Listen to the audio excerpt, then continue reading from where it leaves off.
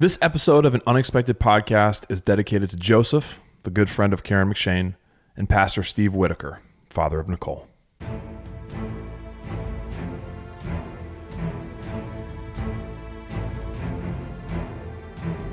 Hello, friends, and welcome to An Unexpected Podcast. I'm Ez. And I'm Lane. And we're talking Tolkien. We're coming to you from Doran Shield Studios in the beautiful state of Ohio, in a little village called... Wow, I messed that up. What, you did? You know what? Said I couldn't look. Serves you right. Said I couldn't look. Serves you right. We're coming to you from Doran Shield Studios, which is also a lie. We're not, actually, technically. In the Shire of America, the beautiful state of Ohio, in a little village called Amanda. You know, we were trying to just see if we could not see our way through that one and not look at the doc. Oh, say, can you not see? Oh, Lord. We're already, here we are. We're already Hey, up to this it's all right. We're authentic. We're organitarian. Sure. We're organitarians. Makes sense, considering the growth in this chapter. I tried. I was. Yeah. You're as quick as a sapling. You're growing on me. All right. You're sapling my strength. Well, bro. Okay. This week we fall in love. We fall in love a little, and we witness a crowning. Wait, what? You just set me up. Yep. I even read it. Did you really? Yeah, well, see, that's that's bad. That's inexcusable, I think, at this point. It's weird. Like, I more just read, so like the first time I read through it, I'm like, just for decoding, just to make sure you read it the right way.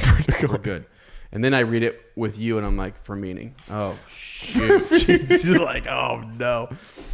So here we are. All right. Here we are, man. Here we are. We are here. We don't know at this point. I mean, no headphones. We're hoping the audio is good. I'm risking everything. Looks fine. I'm risking everything. It looks great. Yeah. So, yeah, this is fun.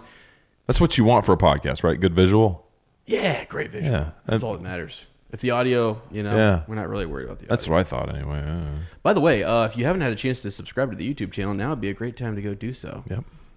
Ezzy is... Cool we're in quick counsel here. Ezzy is getting himself a place. A new place, which is going to be... Should I even have said that? I'm sorry. Can I talk about it when you're done? Yeah. I was just setting you up. I mean, you Perfect. take over as soon as you want. So, I was doing a terrible job at it. This is just... Shut it down. Shut her down. Shut her down. Hit the switch. Don't do it. Let's do it together. No, let's not. Okay, so in all seriousness, I think I sent you a text this week, and I said, where does Gandalf live? Yeah, it was a great question. I didn't respond very well, but I was seriously thinking. You know where I'm coming from, right? Yes. And so I I feel like for the past 2 years, I have been living out of my car, and I just sort of even when I had the condo, I was just, I don't know, I would just go there and I would crash, and it was great. I would go there to upload content. I would bounce down and see my dad needed help. I was mowing grass for people from my church, my father, my sister, and all that crazy stuff that was going on there. It was just, I was all over the place, you know? And I still feel like I'm kind of like that. And I thought, you know what? That's okay. It's actually, I like it. It's a life that I live, and it's who I am. Living out of that wagon. That's right. So, and I started thinking to myself, where does Gandalf, when he's on his way to Minas Tirith, he's coming back to the Shire, he's crossing this whole Middle Earth, this country, where does he stop in and check it? You know, does he have a spot, a base, home base? Right. And I started thinking to myself, regardless, I'm going to think, what would that place be for him? What would it look like? Yeah. It wouldn't be lavish. It wouldn't be something. I thought of Radagast, and I thought of how, in the Hobbit where he lives. Oh yeah, his cottage. I kind of thought, you know what? It's similar, not quite. Maybe made of stone. I don't know, something a little different. Dude, do you wonder if he found an abandoned Hobbit hole somewhere, on the edges of Hobbiton, maybe? Did you imagine? And just stores his stuff there. That would be so cool.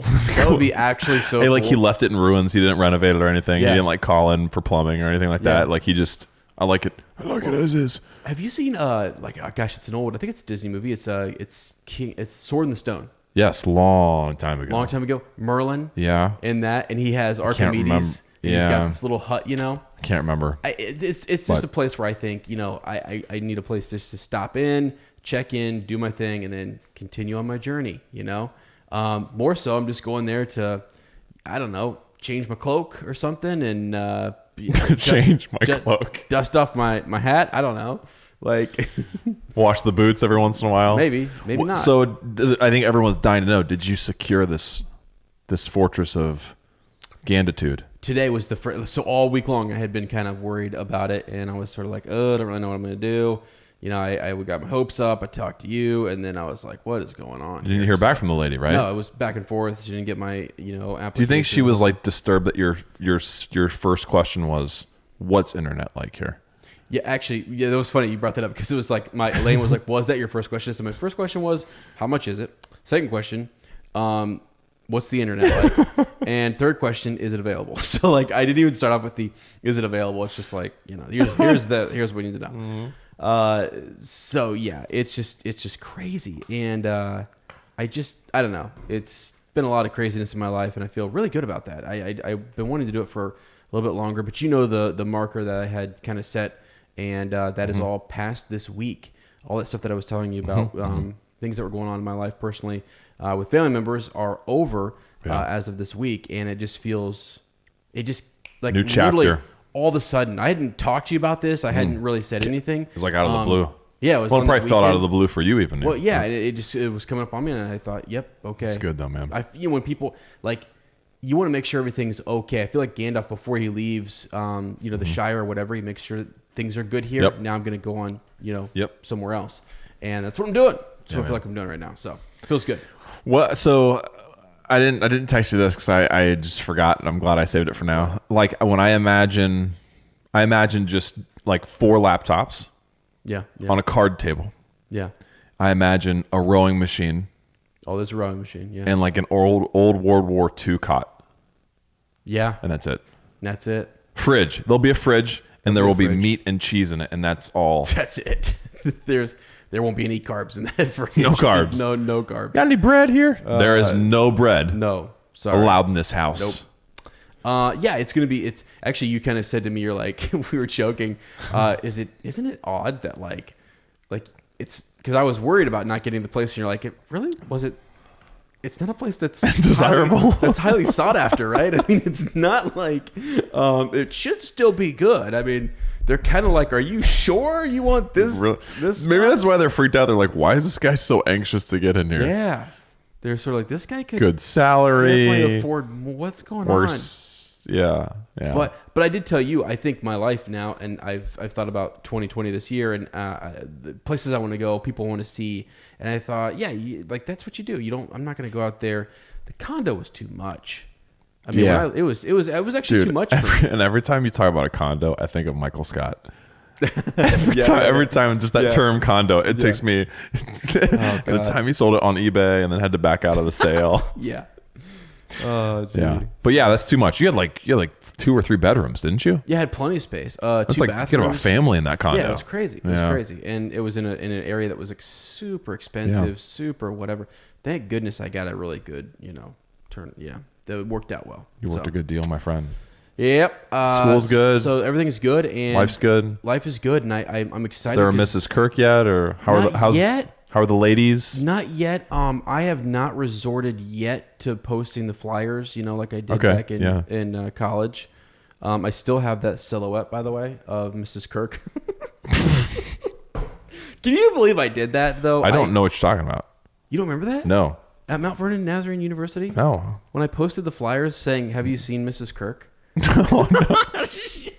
If you've seen Mrs. Kirk, call 740-816. You've never seen that? Oh my gosh. You have it saved somewhere? Somewhere there's a photo of it. And I remember where all the tutoring sessions were? I thought for sure you remember, like you would walk down like you're going to the cafeteria and there's a bulletin board and you could post like, I need a tutor for this or that or whatever. I stuck it on there. I thought I was going to get in trouble. Wait, where were the tutoring rooms? Well, they weren't tutoring rooms. It was like, this was a place where it was a board that you could, it was a message by the mailboxes and stuff. By the mailboxes, yes. Yeah, this was right there. And they took the first one down and I said, by golly. Nope. You were persistent, weren't you, young man? Look, here we go. That's why 50% of the people go there is to get married. So yeah, I know. Yeah, so why would they take that down? Like ring by spring. Yeah, I didn't quite understand why they took it down. Groom by noon. If you want to know how many people called me, that's gonna be in appendices. So wow, good plug. Good plug. Seamless. Probably 0, right? Seamless. All right. Anyway, all right. Yeah, it was fun. Okay, how you doing, my friend? I'm doing great, dude. I'm doing great. Life's awesome. Charlotte is 10 days from being 1 year old. Mm-hmm. She's walking everywhere. Took like 8 steps today. Like and it's amazing. She's just lighting up. She's laughing. She's she loves her big sissy Winnie like nobody else. Yeah. Like Sarah and I will try to comfort her if she's upset. Nothing. Mm-hmm. Winnie starts talking, silent, looking at her. Yep. Laughing. Mm-hmm. Like it's just amazing. So seeing that relationship grow is incredible. Seeing Winnie get older and just, oh my gosh, she was eating peanut butter soup today at Granny's house and, pretending we've had to actually, okay, here you go, guys. We've had to cut back on how much she's watching Lord of the Rings because I think about this. Who throws tantrums in the beginning of the Fellowship of the Ring, which is the part that we would watch most because it was, not as scary. Bilbo. Looking for that ring. Oh. Throwing stuff down. Ah! Whoa. She was starting to imitate Bilbo. No way. Throw stuff to the ground. And we would hear her say, "Where's my ring?" And it's like, oh man. What was so I actually had to we had to have a conversation with her. I was like, honey, Bilbo is a great character. But that ring.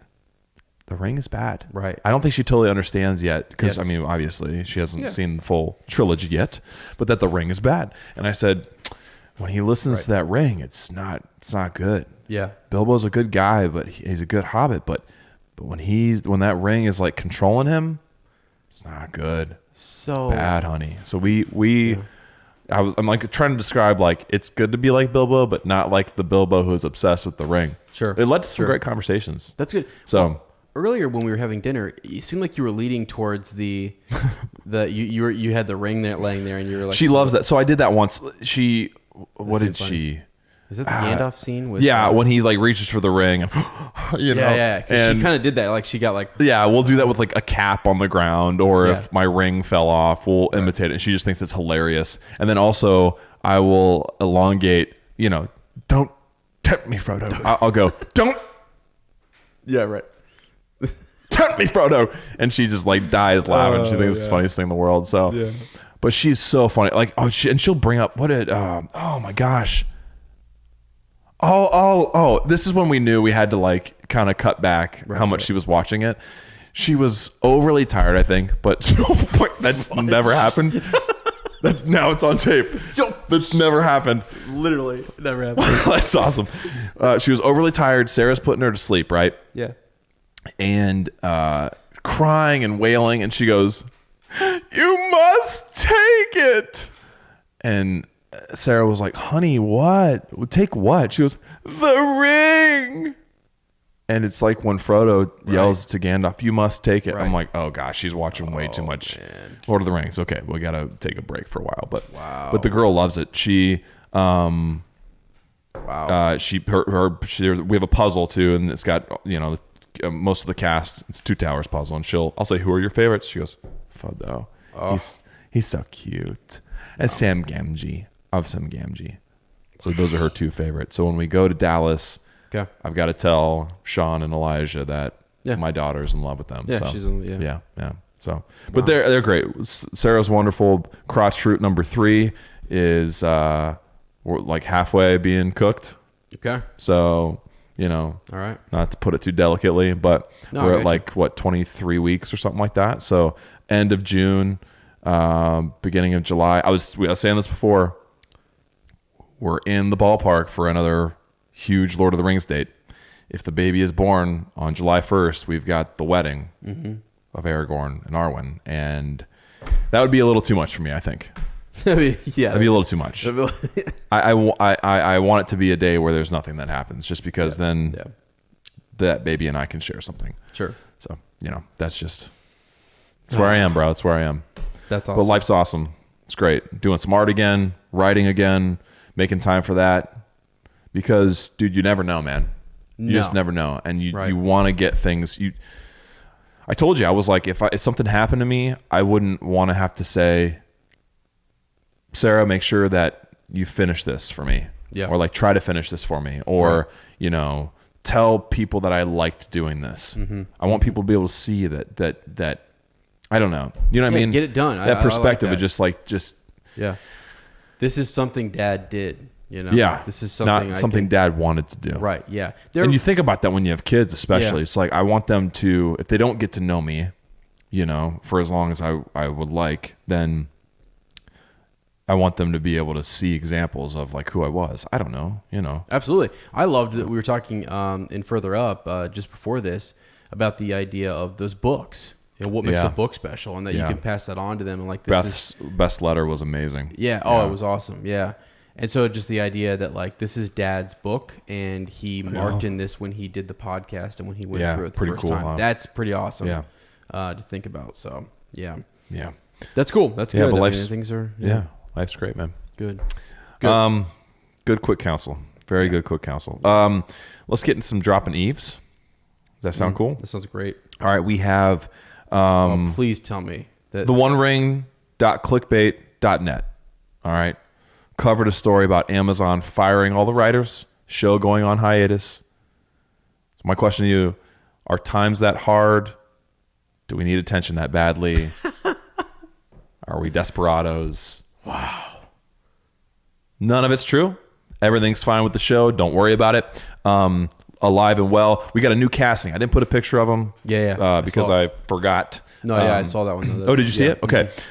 So a early rumor of a casting that proved to be true, we're seeing Maxim Baldry has been cast in a role, a lead role. So I posted a picture of him in the group and on the page. I just wanted people's reactions to see who they think he might play. So got a lot of great feedback. We have Sumaya said, I don't know why, but I saw him and I thought Baron. Mm-hmm. Okay. Mm-hmm. Arataka said, I don't know, but I'm already in love. Yeah. Matthew Jones had they set a time/age, and I let them know about second age is when this show is going to happen. And then he wanted to say, my gut answer is Elrond as Herald of Gil-galad. He does not look right for one of Elendil's sons. So I could see that too. Possibly Elrond's son. Man, I tell you what though. Okay, so I finally broke down and saw Midsummer. Mm-hmm. Which is that scary movie that came out. Man, I don't even know when, but it's a horror thriller type movie. Okay. But Will Poulter is in it. Okay. And he was the one who was cast. Yeah. And we were thinking he's got to be, Elrond. Yeah. Just because of sheer looks, right? He's got to be Elrond. And I was watching that movie. And I just kept thinking, he's really tall, and he looks just like Elrond, and I'm sad he's not in the show anymore. Yeah. Like it kind of, I have a feeling like, I don't know. I think he would have been, I don't know. I sort of fell in love too early on that one, I think. I just think he would be a perfect young Elrond. So anyway, that's just... It's weird because I'm mourning that, dude. Well, I actually start to kind of think to myself because when we thought that, you had talked about it quite a bit, and I thought, maybe they had him slated to play somebody completely different. And they already had, then maybe that role that we're thinking about is not one that's going to be as prevalent or one that we're going to be exposed to as much. And if that's the case, then maybe they had him for a much bigger, darker character and it wasn't going to work or something. You know what I'm saying? Yeah, Could you imagine? Yeah. Could you imagine? I was just thinking like, wow. I mean, we talking Anatar, maybe Sauron. Yeah. Which you wouldn't think. But again, that's the whole point. I mean, that's the whole point is that you want it to be someone who, that guy's good, right? He's a good guy. Right. I don't know. That's a good point. Well, some people are saying that about this young man, Maxim. Yes. So there's more. Phil Willis saying maybe he's an Easterling. Mitch Pope, definitely a dwarf face. Erin said she's a little behind on the podcast. She says that it looks like a young Aragorn, and Phil had to, inform her. Unfortunately, we're not going young Aragorn in this show, or not. We Amazon. Trevor said has made the decision. Looks like he could pull off a rugged Númenórean. Scott Jolly said Númenórean for sure. Jesse Megan, Elros. Saint Elros fire. Aaron Segura said Númenórean. Phil Willis posed the question: could he be Anatar? Amanda Ryan says that was my thought. Let's go. Okay, so we got some steam building here. If Phil and Amanda are thinking it might be. Then Phil talks about Alexander Siddig. I don't know, Phil. You're much more culturally, or what's it called? What's the socially? I mean, when you know about actors, what is that called? You're talking to a guy who doesn't exactly. So Jim SP said every time there's an attractive dude cast, we're all like, it's Anatar. Although saying it's a lead role makes this one more likely. And Spencer Landrum at the end says, now I get what y'all mean when you say LOTR on Prime. Yeah. I was like, yeah, man. It took me a while, too. I mean, even just listening to Kurt, that episode. Yeah. That's right. Thank you, Kurt. So anyway, kind of exciting to see that he was someone who was rumored early on. I think I remember us talking about him, and then he wasn't actually confirmed until just now.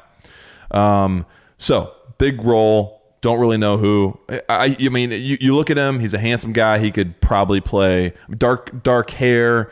Could play any of those. Sure. I think they're all great guesses. We'll just have to wait and see, kind of a deal. Yeah. Honestly, I saw his photo kind of come up there, and I was like, this is awesome. It was cool just to see more activity and to get some of the set photos and stuff. And then you think, again, come on,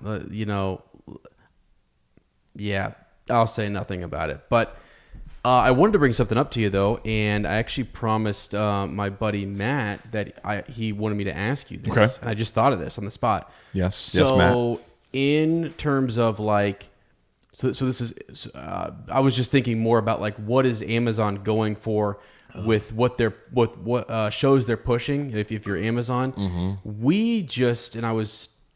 it seems like a series called The Wheel of Time is going to come out before the Lord of the Rings stuff. It's further along in production. Is that right? Yeah. So I'm thinking, and maybe we've already talked about this. I can't remember if I've on or off the podcast or what the deal is.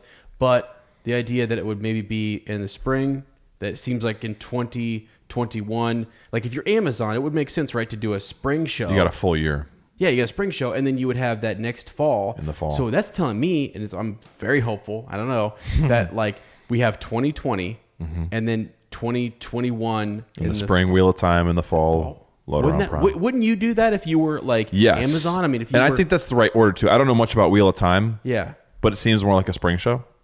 Yeah, sure, it does actually. And anything Middle Earth, I think this might sound dumb, but I think just because the films came out at Christmas, feels more like a fall show. Fall shows tend to be kind of bigger too. They do. And that's where you're putting most of your. You're done with summer. You're nestling in. You're watching a lot of TV. Yeah, The Mandalorian took advantage of that. That was huge, right? I mean, any fall shows are the the shows. That is true. And we were actually even saying popularity of the series. No, and not that Wheel of Time isn't, but it's probably more of a niche than. It's actually more of a risk, I think, for Amazon. Has it ever been brought to television movies? No, that's why I think it's a risk. And so no one really knows how they're going to do it. That's exciting, though, dude. Yeah, it is kind of exciting, but it's like. So it could be huge, but they do know. I think if you're Amazon, you know that Lord of the Rings, you know what it's bringing. Oh, it's a bank. That's where. I'm like, okay, that actually totally makes sense that it would be in the fall and run us right into some, I don't know, the holiday season and everything. So, how big that they have both those series too? I think it's huge. I actually think they are making major moves with this. This is big. Jeff Bezos, man. There he goes. Jennifer Salk. Yeah. I mean, those people, it's so. And I guess it's all speculation now because we could get both shows and they could be terrible. Sure. But I don't think that's. Yeah. I just don't think it's going to happen. Just because the way they've done it. They're selling is their big thing. They're putting a lot of money into this. They have taken their time. Yeah, I know. They have taken their time and they're working with the Tolkien estate. You've got Tom Shippey on board. You've got the writers who said. The very first thing they did was the very first post they ever made it wasn't necessarily them specifically, but was a quote from Tolkien paying homage, image, however I need to pronounce it, to the story itself, and the importance of going back to the works of Tolkien. I know. And that's what gave us such hope. And we were like, we're so just like, let's go. This is the spirit of this feels right. Yeah. Looking at the old maps. That seems like something before you go on a journey you would do, right? It seems like something Bilbo would do. He'd pull up the old maps. That's what he was doing. Yeah. And then when they leave Rivendell, they're looking at the maps. Yeah. And actually when they're in Mordor, they're thinking back to, wish I would have, what are those old maps that Mr. Frodo knew that? You know what I'm saying? Like, so it's cool. That's where we're at. And I don't know. It's the world itself. Yes, very cool. Sweet. So J.A. Bayona, he is the director of the first 2 episodes. Recently posted I think like within the last couple of days, actually posted a picture from set. It kind of makes me think that maybe the one clickbait.net was on to something, that maybe they are hitting their hiatus now, because it's about when they said that was going to happen anyway. They're going to film the first couple episodes, then take a hiatus and plan out season 2. And get that more set in stone and written and hashed out, and then come back and film the rest of season 1. I see. In like the middle to late part of this year, which would make sense for 2021. Then you've got beginning of 2021 to get in post-production, get everything finished up and all that stuff, and even start filming season 2, release in the fall. Boom. With that broader schedule, they have the luxury to take more breaks, and that also allows them to make sure that they get casting right. If they need to recast roles like they've already done, they can, and it's not as big of a deal. That's something you want to consider, especially with a project this big. You don't want to have to go back and reshoot too much stuff. So this picture, it wasn't like anything revealing. It was just a tree from set, a very New Zealand looking tree, lit up with one of the lights, and it almost looks like a tree cloud. Floating. It's beautiful. Yes. But many of you uppers reported this. You put it in threads floating all over the Facebook group. So we want to thank you for always keeping us informed, bringing this stuff to our attention when we can't catch it. You are the best. The best. So he referenced a famed anime film creator, Miyazaki. So many of us feel that the first 2 episodes are in good hands. So hands with good taste. Matt Brady probably knows exactly who this is. I'm not into anime. I don't know. Phil Willis, I remember him saying, if this is any indication of what this guy's going to deliver, we're all good. Oh, really? So I'm trusting people who know that reference. Is this the guy? Okay, I just looked him up. I just looked up some stuff. Yeah. So this is Spirited Away. That's the only one I've seen. All right. It looks good. Sounds good. And I've only seen it because of my. You're right, Matt. Okay. So there you go. So anyway, cool. So that's making a reference to that filmmaker could show a certain taste for him as a consumer and maybe possible influences, and it's exciting to think that if people know that reference and they enjoy them, we're in good hands. It is. It actually does. I always feel good when somebody else can say, "Oh man, you're gonna love like I like what he did here" and stuff like that, and then it's like cool, okay, because I didn't know him, you know him, and I like your taste. By association kind of thing. So that's good. Yep. Yeah. So that's it for show news right now. Awesome. I mean, they drop stuff whenever they want, and it's kind of exciting. Yeah. Do you think if we've already got the set photo and things are going on? Yeah. Do you think we could get like a small, like let's say at a Comic-Con San Diego this summer or something? Oh, dude, yeah, I forgot about. And I'm thinking just a teaser. I'm not thinking a trailer at all. I'm thinking like one of those things where they show. You could have a teaser trailer, right? You know what I'm saying? 100%. Like just one clip of something in full costume, right? That could happen. Yeah. I think it could happen, and that would be really cool. I hadn't even. It's kind of funny because I've stopped even because we're getting so close. Yeah, we're getting so close that I've stopped even in my mind trying to speculate anymore. Trying to figure it out. Yeah, I just as it comes, I go. I'm more reactionary to whatever is happening. Yes. And I find that I'm feeling less crazy, which is good. Yeah, I think it's because I trust what's going to happen too. Mm-hmm. But yeah, this summer we could have something that teases it. Mm-hmm. You can have something a year out, no problem. Yeah. Wow. I'll also say that's exciting too. I think I liked your approach, and it's something I wanted to do too, because I told myself, man, okay, yeah, once we get through Return of the King, we've talked about going into the Hobbit, and then also doing some Silmarillion videos along the way, just to get ourselves sort of acclimated and everything. And getting there. But I thought to myself, I don't want to do, because I just know from other fandoms that sometimes when you get into so much digging and you start thinking in your head, well, clearly it has to go this way. Yeah. Then you get a little not upset. I mean, I don't personally, but I just know I have friends and, I have people who I talk to they get in their mind, it has to be this way. Yes. It'd be foolish to do it in any other way. And then that's when I start to think, we're look, I'm here to be entertained and consume, and I want to find all of the little nuggets that you hid in that series for me and how you connected it to the text. That's what I'm here for. Yes. So I think with this, I'm really trying to keep that sacred and just like... Dude, anytime I read something and I think, all right, how would I even bring this to life? Mm-hmm. Everything I come up with, I'm like, that is so boring and stupid. Yeah. Like, because I'm honest, I'm like, no, I don't have the right ideas or skill sets or professional experience built up to turn this thing that I love and think is incredible into another medium. Yeah. That is, people don't understand how hard that is to do well. Yeah. There's a reason a lot of projects fail to even get off the ground, and that when they do succeed, that they last forever. It's because it's not easy to do. Right. We've nitpicked Peter Jackson on The Hobbit. You could even nitpick stuff on the Lord of the Rings. Sure. And when you come to the root of it, you got to say, but dude, look at what he did. Sure. Look at what his team, a whole group of people built, or I guess even catapulted, because they were already there, an entire film industry in New Zealand based on what they did in those films. Yeah. And I would go a step further here. I think that for the most part, I could be wrong, but I feel like a lot of people, and at least like look at our stories that we get in this podcast and people who we talk with and interact with, their first experience was with those films. They had no expectation. None. Right here. Right. And I think, okay, you're bringing it back. This is where I wanted to go with this. Yeah. I think I'm trying to recapture a little bit of that for this show. Yeah. I think the reason, maybe subconsciously, I'm not like, oh, well, I wonder, and there's nothing wrong with that. There's nothing wrong with that. But I want to be in awe. Yeah. I want to be sitting there with my jaw dropping, going, I didn't even know this was a possibility. Right. Yes. I want to feel like my 12-year-old self again in that theater, going, what the heck's a Hobbit? Yeah. Well, and Strider? What? Yeah.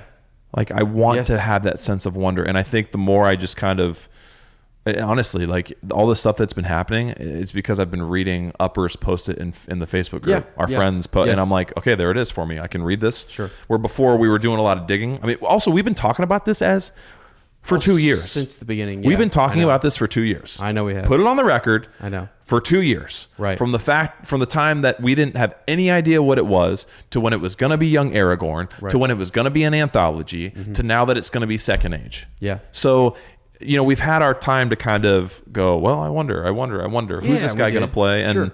But yeah. So yeah, I think we're on the same spot, because I'm still going to go read, because this is just me. I'm going to go do some of that. Yeah. But I was just sort of like, I kind of like what's going on with some of the new either Star Wars stuff or other things that I'm like, I don't know what they're going to do. And it's actually kind of exciting to sort of say, like, okay, now you fired me up. I'm going to go look into this more. Yeah. And that is what happened with the original, Lord of the Rings films. Yeah. I feel like it happened a lot. So yeah. Anyway. All right. 100%, my friend. All right. In other corners of Middle Earth, LEP3 Facebook event. I made it pretty quick. We should have a counter on that, because I made it pretty far. Wow, you did. That was way farther than. Let me think. Further up. There was probably 3 during further up. Within the first 5 minutes. We're at 5. Okay. Put a counter. LEP3's Facebook event is up and out there. I think last time when I last checked, it was in like mid 50s ish of people confirmed, maybe closer to 50. I can't remember, but that's actually not that far away. Yeah. We're looking at like 6 months. 6 months until LEP3, until I'm giving crazy Phil Seidel a bath up in my bathroom. You know what I mean? And Chase is on deck in his robe waiting. Oh, my Lord. Lord. So, no, I'm just joking. It's a conspiracy, It's guys. not creepy at all. There was a brew, too. Yeah. All right. in the throat. Okay. So just come on out to that if you can. It's going to be a great weekend. I think last time we talked about we're going to be able to do the tattoos. I got an artist lined up. Gonna go talk to him in the next couple months, weeks. I don't know. Whenever I can get time. It might be the summertime before I talk to him, but he's open to the idea of having a window where we can come in and get tattooed. Cool. Huge Lord of the Rings fan. Said he appreciated it. Seems like an incredible guy. Everything I read about him and or hear from my friend who got tattooed by him says he's a great artist. So he does. Like a little neck tat or something, like get a little. Frodo lives in my heart. Kind of like Post has like that big old that big script like across the neck. Dude, you could pull it off, man. Oh, that would actually look really good on you. It would be crazy. I've always wanted especially a little with this neck toboggan tattoo. on right now too. Oh man, then that you would be the way. Start squinting one eye. You're like, do not mess with me. Wouldn't dream of it. We'll see. And then you say, unless you want a hug. Right. Okay, so Fan Expo Dallas 2020. That's what it's called, right? Yep. We are going to be there. We're actually going to start a thread on Facebook probably within the next couple of days. Maybe it's already up by the time you get this. Sorry, waving that bottle around. Wow. Talk with my hands a lot. And demonetized, as Nathan would say. Yeah. So. I know. Nate would be like, Lane, come on. What are you doing? Demonetized. Yeah. JT does not like that you're doing that. He should, though. I mean, come on. Yeah. It's delicious water. It's good. Go drink a Bai if you don't. Kula watermelon is my favorite. It's only got 11 grams of carbs. He does. Just keto friendly. So if you're in the Dallas area or you're planning on going to that, it is the first stop on the 4 Hobbit Second Breakfast Club reunion. Mm-hmm. They're doing apparently several of these fan expos, but this is the first one they're all 4 going to be at. The unexpected reunion, right? They're calling it with the 4 Hobbits. So in the event that we get to talk to them, either individually or as a group of hobbits, we're going to start a new thread where you guys can submit a question that you'd like us to ask the hobbits. Yeah. So we'll pick like 5 to have in the bag, and if you put it out there, then you can be in consideration that we can pick. So we'd love to ask them all, but I don't know if we're even have time to talk to them at all. But anyway, we'll see. Really, really cool. A 2021 calendar illustrated by Alan Lee, John Howe, and Ted Naismith is going to be happening. Really? Brand new illustrations from, I think, maybe all ages in Middle-earth. So it not uncommon to see, obviously, Alan Lee and John Howe paired. They've worked on all the films together. Yep. John Howe is doing the artwork for the show, which is very, very exciting. Love John Howe. Oh, there's actually honestly is not the word I meant, but there's actually a documentary on Amazon, on Prime, about John Howe. Incredible. Go check it out. It's about his illustrating. It's amazing. Okay. But you don't often see Ted Naismith paired with them, like in modern times. Like back in the day, you go get a Lord of the Rings art book, and they're all 3 in the mix with some others. Roger Goldsmith, I think, is another one. But so anyway, it would be really cool to see new art from all 3 of those, and especially even Ted Naismith. So, also we wanted to just send hugs and prayers and positive vibes to our friends that we dedicated this episode to. So Karen McShane, her dear friend Joseph passed away kind of unexpectedly. You might remember that she posted in the group just asking for prayers and thoughts, and letting us know that he was a huge Lord of the Rings fan. That Howard Shore was going to be played at his memorial, his funeral, and so we just want to say that Karen, we're thinking about you. I don't know if Joseph was an upper or not, but he was a lover of Tolkien, and so that connects us. Absolutely does. So we wanted to give a shout out to you and to him and his family, and to let you know that if you guys need anything, just let us know, and that our thoughts are with you. And then to our dear friend Nicole, whose father, Pastor Steve Whitaker, passed away unexpectedly. We want to just let her know that we love her, and that we're thinking about her. And we actually have hats on today for her brother James, who she just posted not long ago, I think just a few hours ago, that he's 10 years old, and he was I think talking. Well, I can't remember if it was Nicole's mom. No, Nicole's sister, and just said every time he looks up at the sky, he thinks about his dad being in heaven, and it makes him sad. Yeah. And so they suggested they wear hats. Yep. So there's a thread going around. Post yourself, take a picture of yourself in a hat and post it to show solidarity. We've got our hats on. So we're with you, James, and we're thinking about you guys. And again, anything we can do, just let us know. That sudden loss of people that are close to us that we love is, dude, I don't know, man. It's just I don't know. You don't know how to process it, and then also just what it does is it helps you. I guess it helps you also realize that you're. And we've been talking about this a lot, that there's like time is not guaranteed, and that life is precious, and that taking advantage of every second you have where you're alive is what you should be doing. So. Well, it's like you said earlier. That's why we finish the things that we can finish, and we do as much as we can with the time that's given to us. Because life is a vapor. It does appear for a little while, and then it vanishes away. It's just it's so there really there aren't a lot of words that can give comfort. I think it's a spirit and energy, and it's the thought, and it's the effort to try to comfort, but really. It's tough. Yeah. It's really hard. And so, our thoughts definitely go out to them. And we know there's a lot of people too in the group who have a lot going on, honestly. And I was saying to you guys it was just over a month ago that I don't know. It just seems to me that there wasn't as much, I don't know, maybe we weren't hearing about it as much in the group or what have you, but I feel like I'm in a better place now. And so just know that Ez and Lane, we are here. Goldberry's here. We love you guys. Yeah. And we're able to, whatever we can do, we're more than willing to do. So, yeah, absolutely. It's like, I don't know. So, and everyone's been so great, and there's been such good, encouraging words from people and everything, but just keep everybody in your thoughts and keep that positive energy kind of flowing. So. Yeah. Yeah, it's an honor. It's an honor to be together and to support each other, and that we don't like take it lightly when we hear stuff like that. When we hear about things that happen, we carry that too with us. So just know that we're here with you along the way. So yep, my friend, we're into the reread. Yes, sir. We are. So this week.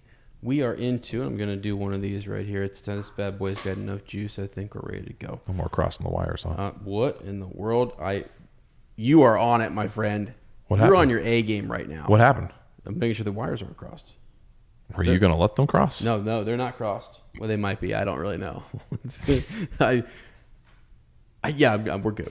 good. Did you know, by the way, you can watch those green bars when we go quiet?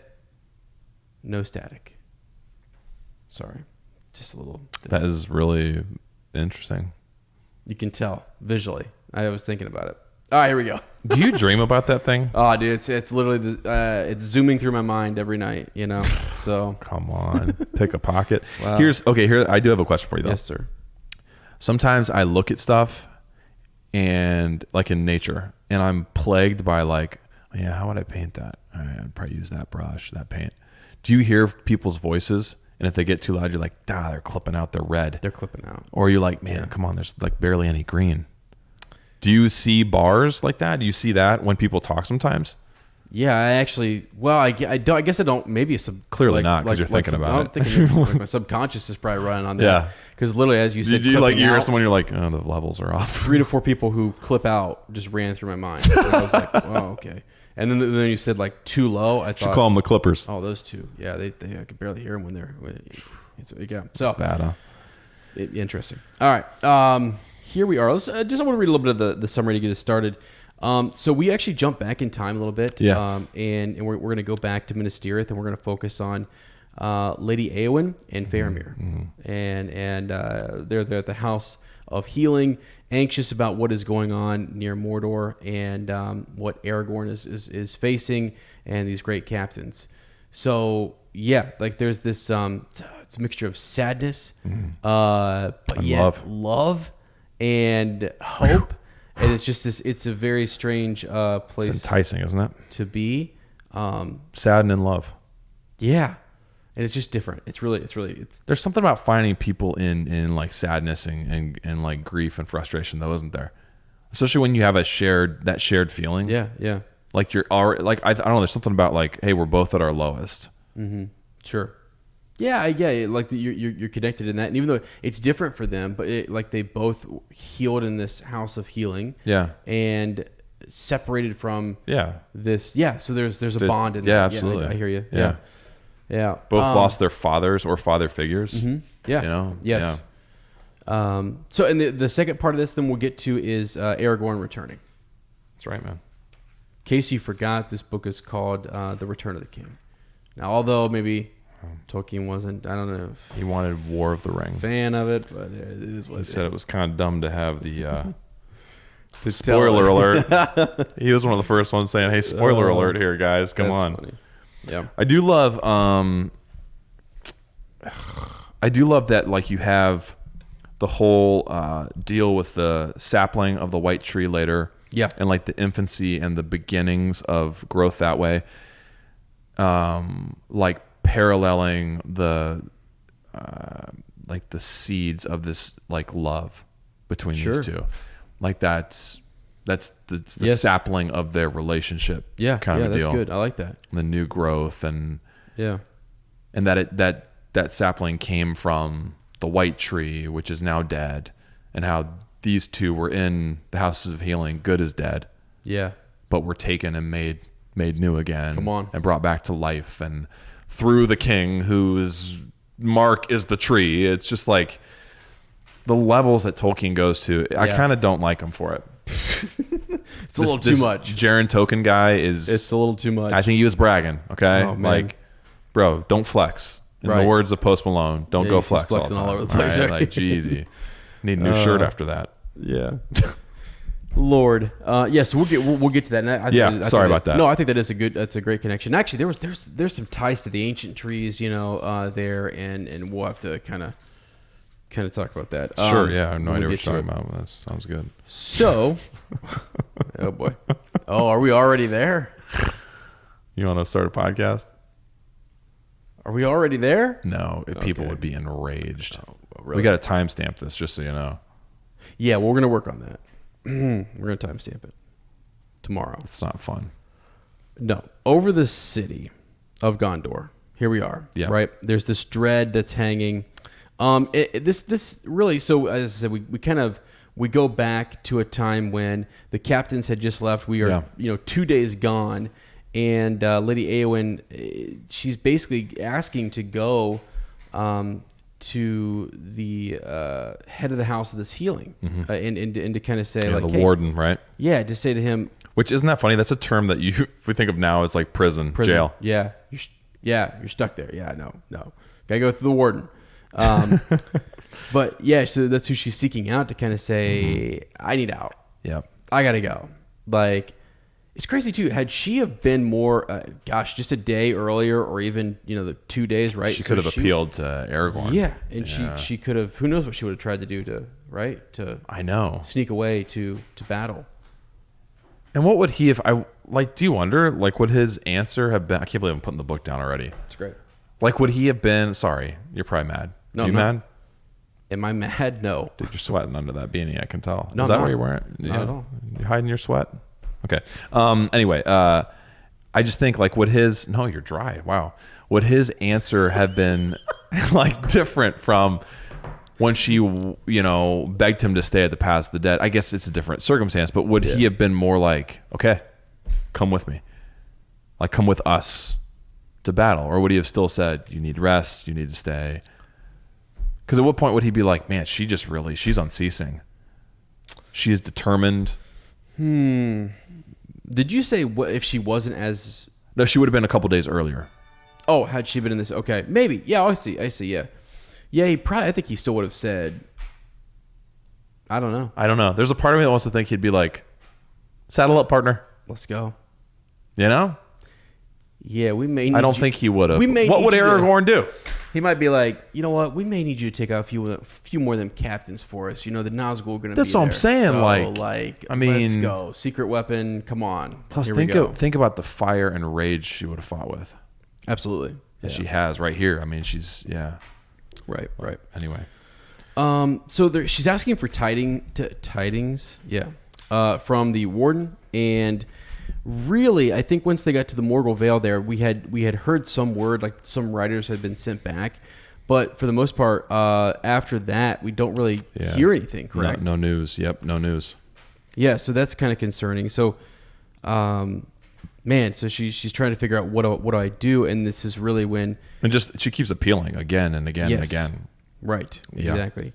What does she say here? And those who have not swords can still die upon them.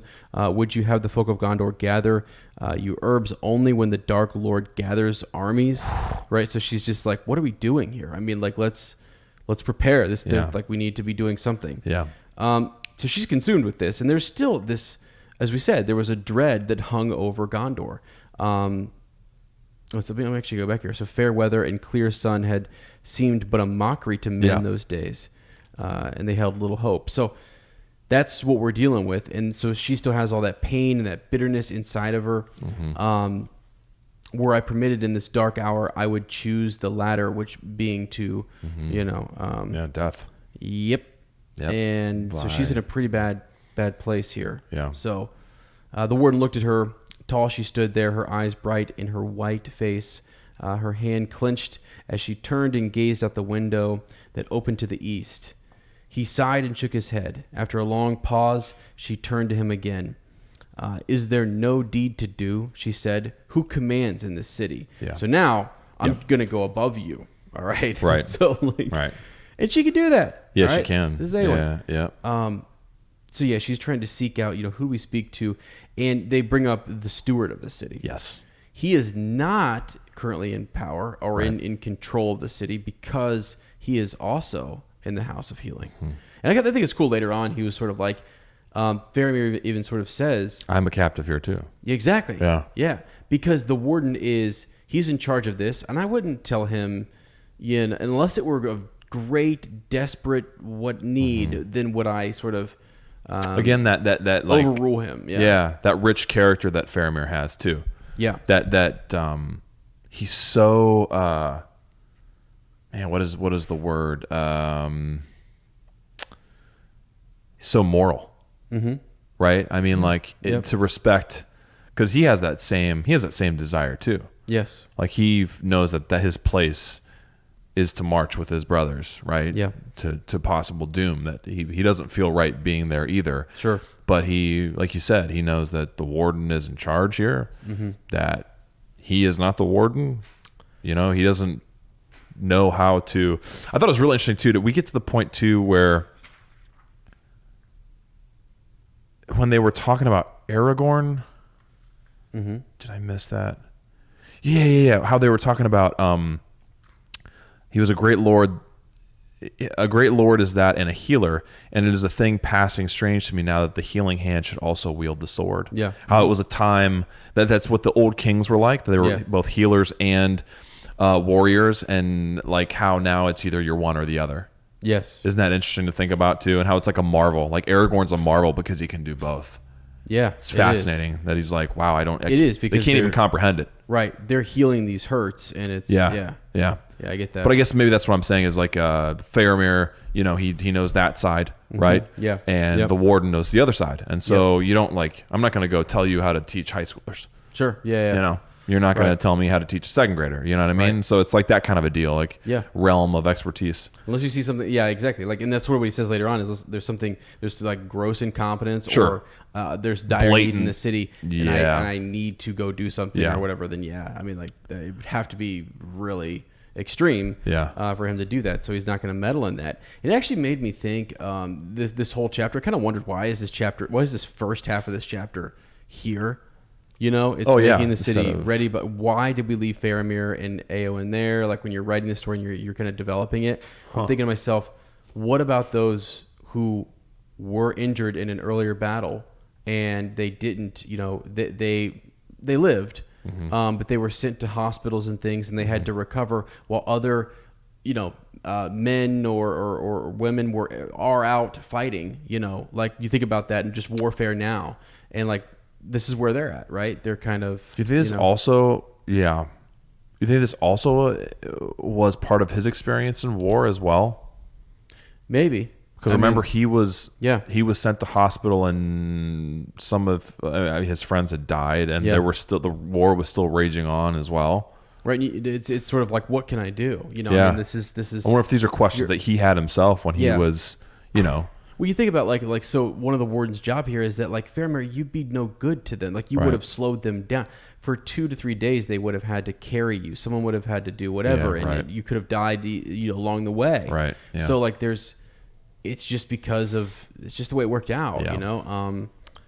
Tough pill to swallow, though, right? We would have taken you if you were healthy and well, but we would have risked killing you. And or like someone else being put at a disadvantage, endangered. Yeah. So.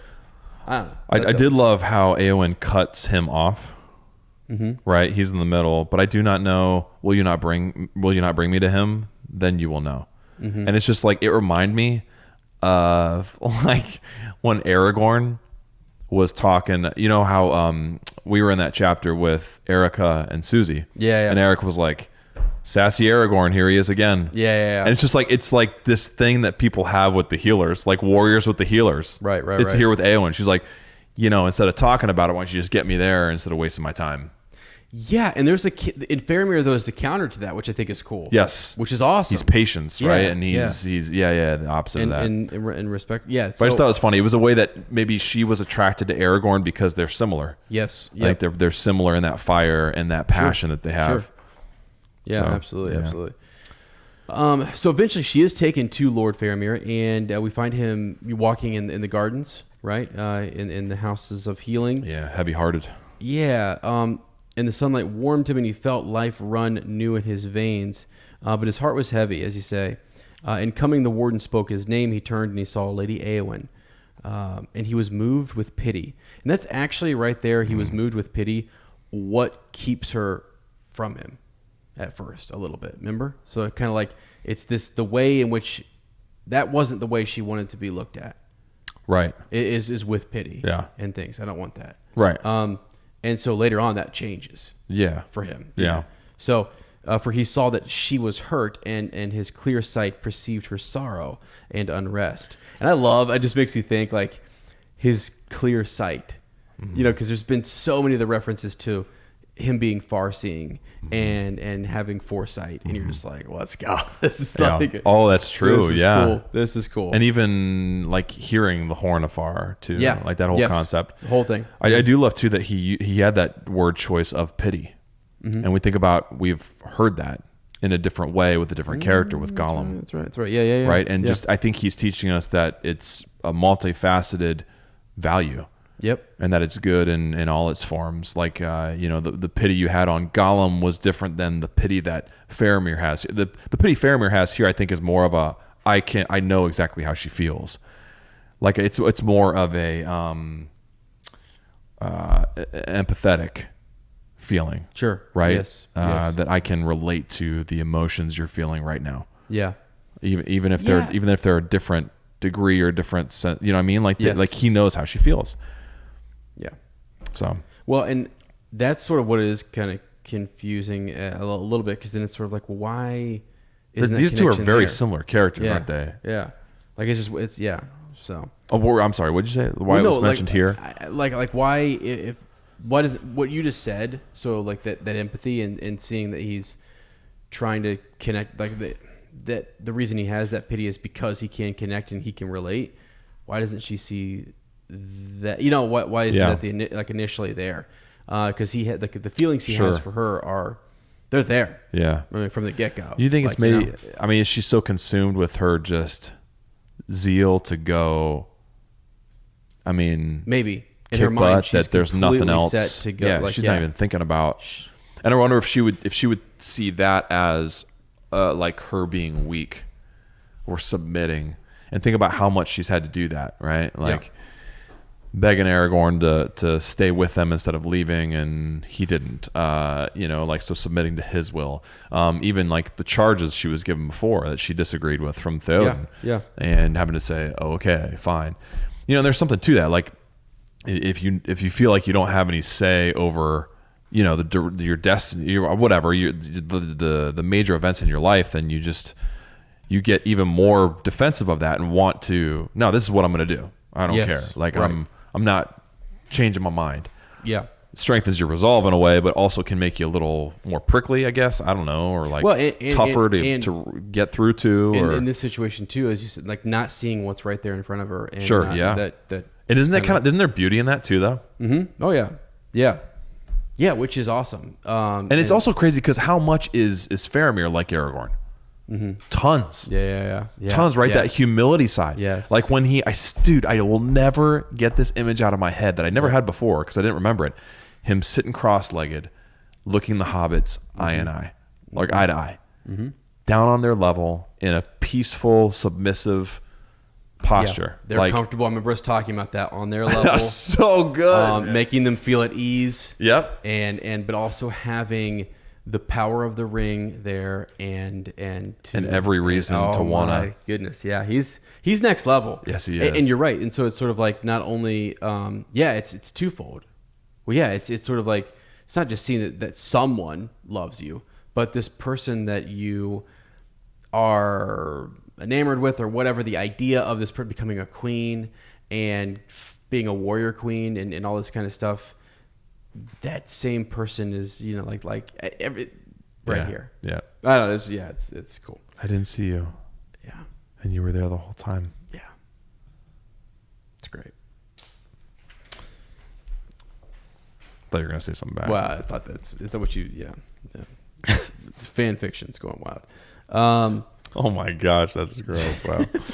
Oh. So, they talk about being prisoners here. So, well, at first, the warden is just saying, you know, to Faramir that she is not content, and she wants him to understand it has nothing to do with your care. That's not it. I don't want to sit here idle. No houses could be fairer, she says. Right. Yeah.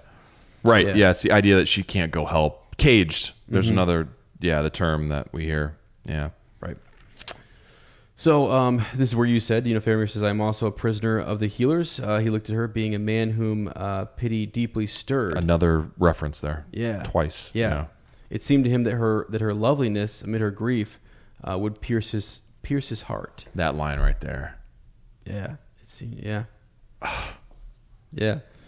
And she looked at him and saw the grave tenderness in his eyes, and yet knew, for she was bred among men of war, that here was one whom no rider of the mark would outmatch in battle. She knew, baby. Let's go. She knew. Let's go. I mean, like, she knew. Let me just tell you something.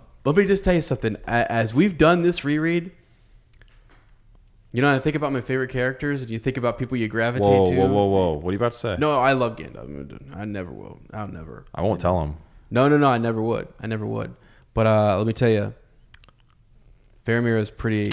He's pretty epic. Wow. He's pretty next level. I mean, like Kurt Jones is sweating so hard right now. It's in a good way. He's like, yes, man, Ezra. He's saying that I've seen it. That's what I'm saying. Right. I know. And I know. He is incredible. It's just so cool to go back and look at this. How amazing is she too? Yes, she is. And this love story, like, sort of why it's. This is top, man. I know. This is top, bro. I know. It's great.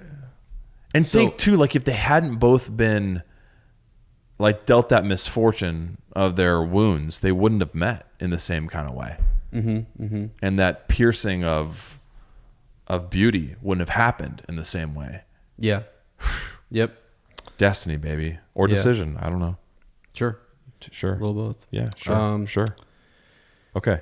So one thing that he notices here, so he basically is willing to grant her sort of like, what, I mean, Yeah. What do you want? what do you want? If it's in my power, I'll do it.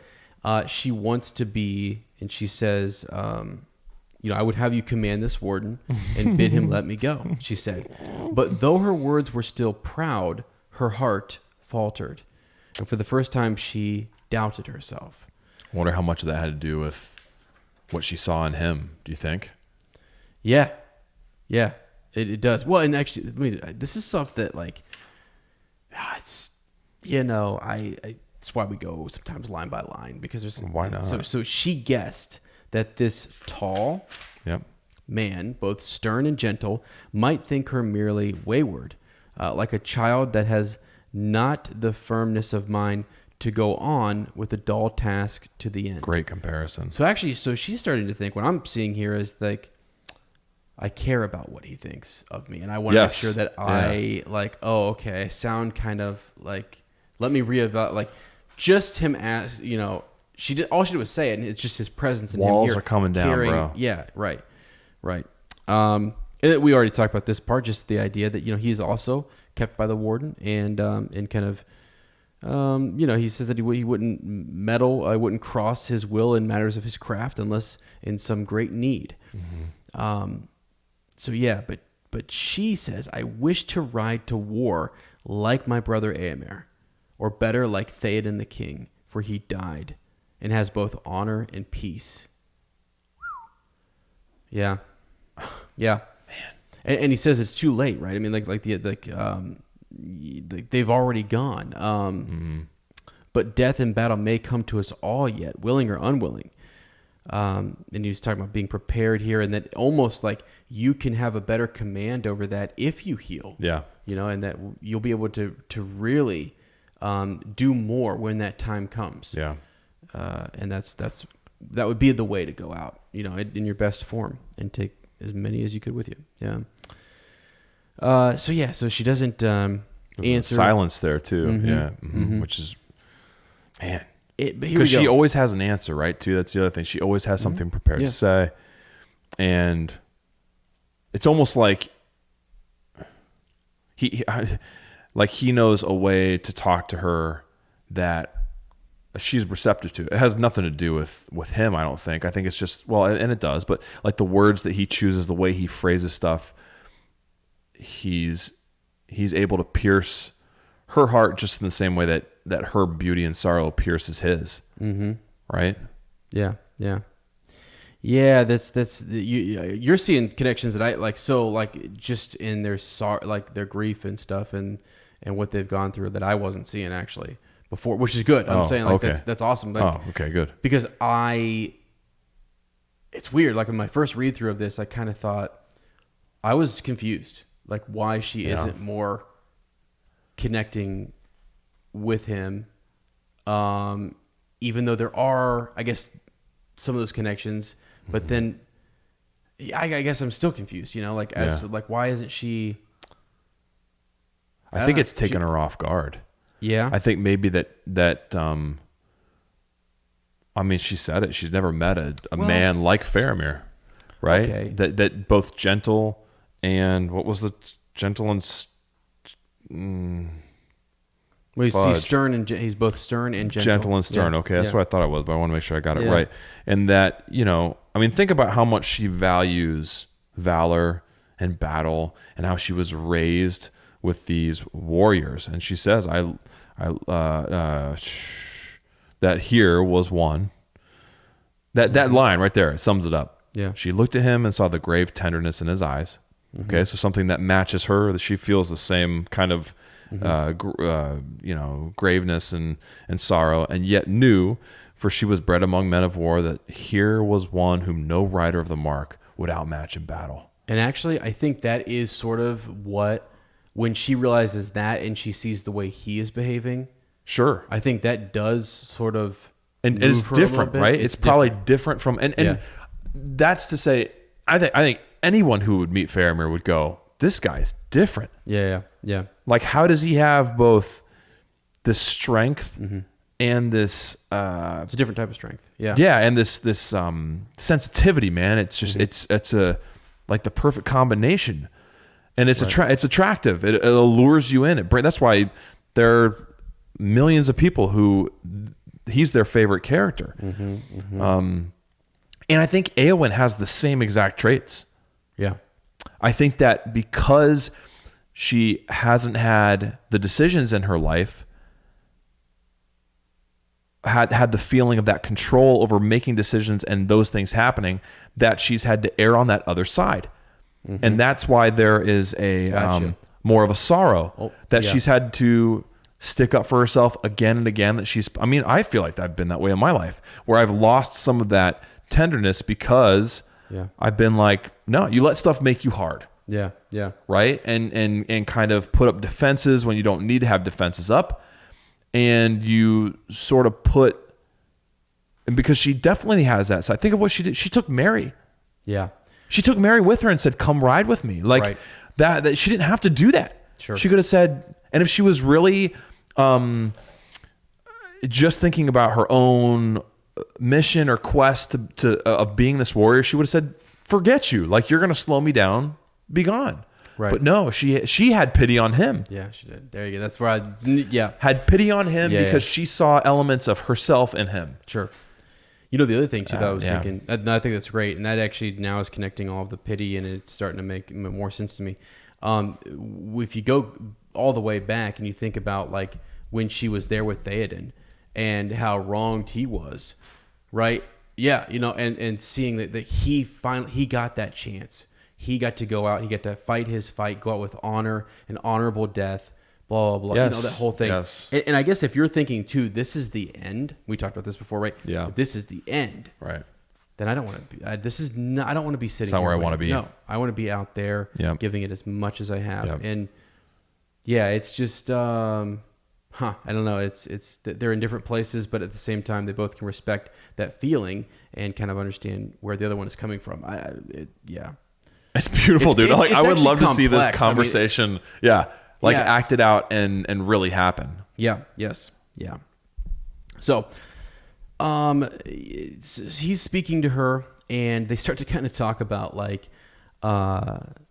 she wanted to ride to war. We said all of that, but she starts to think.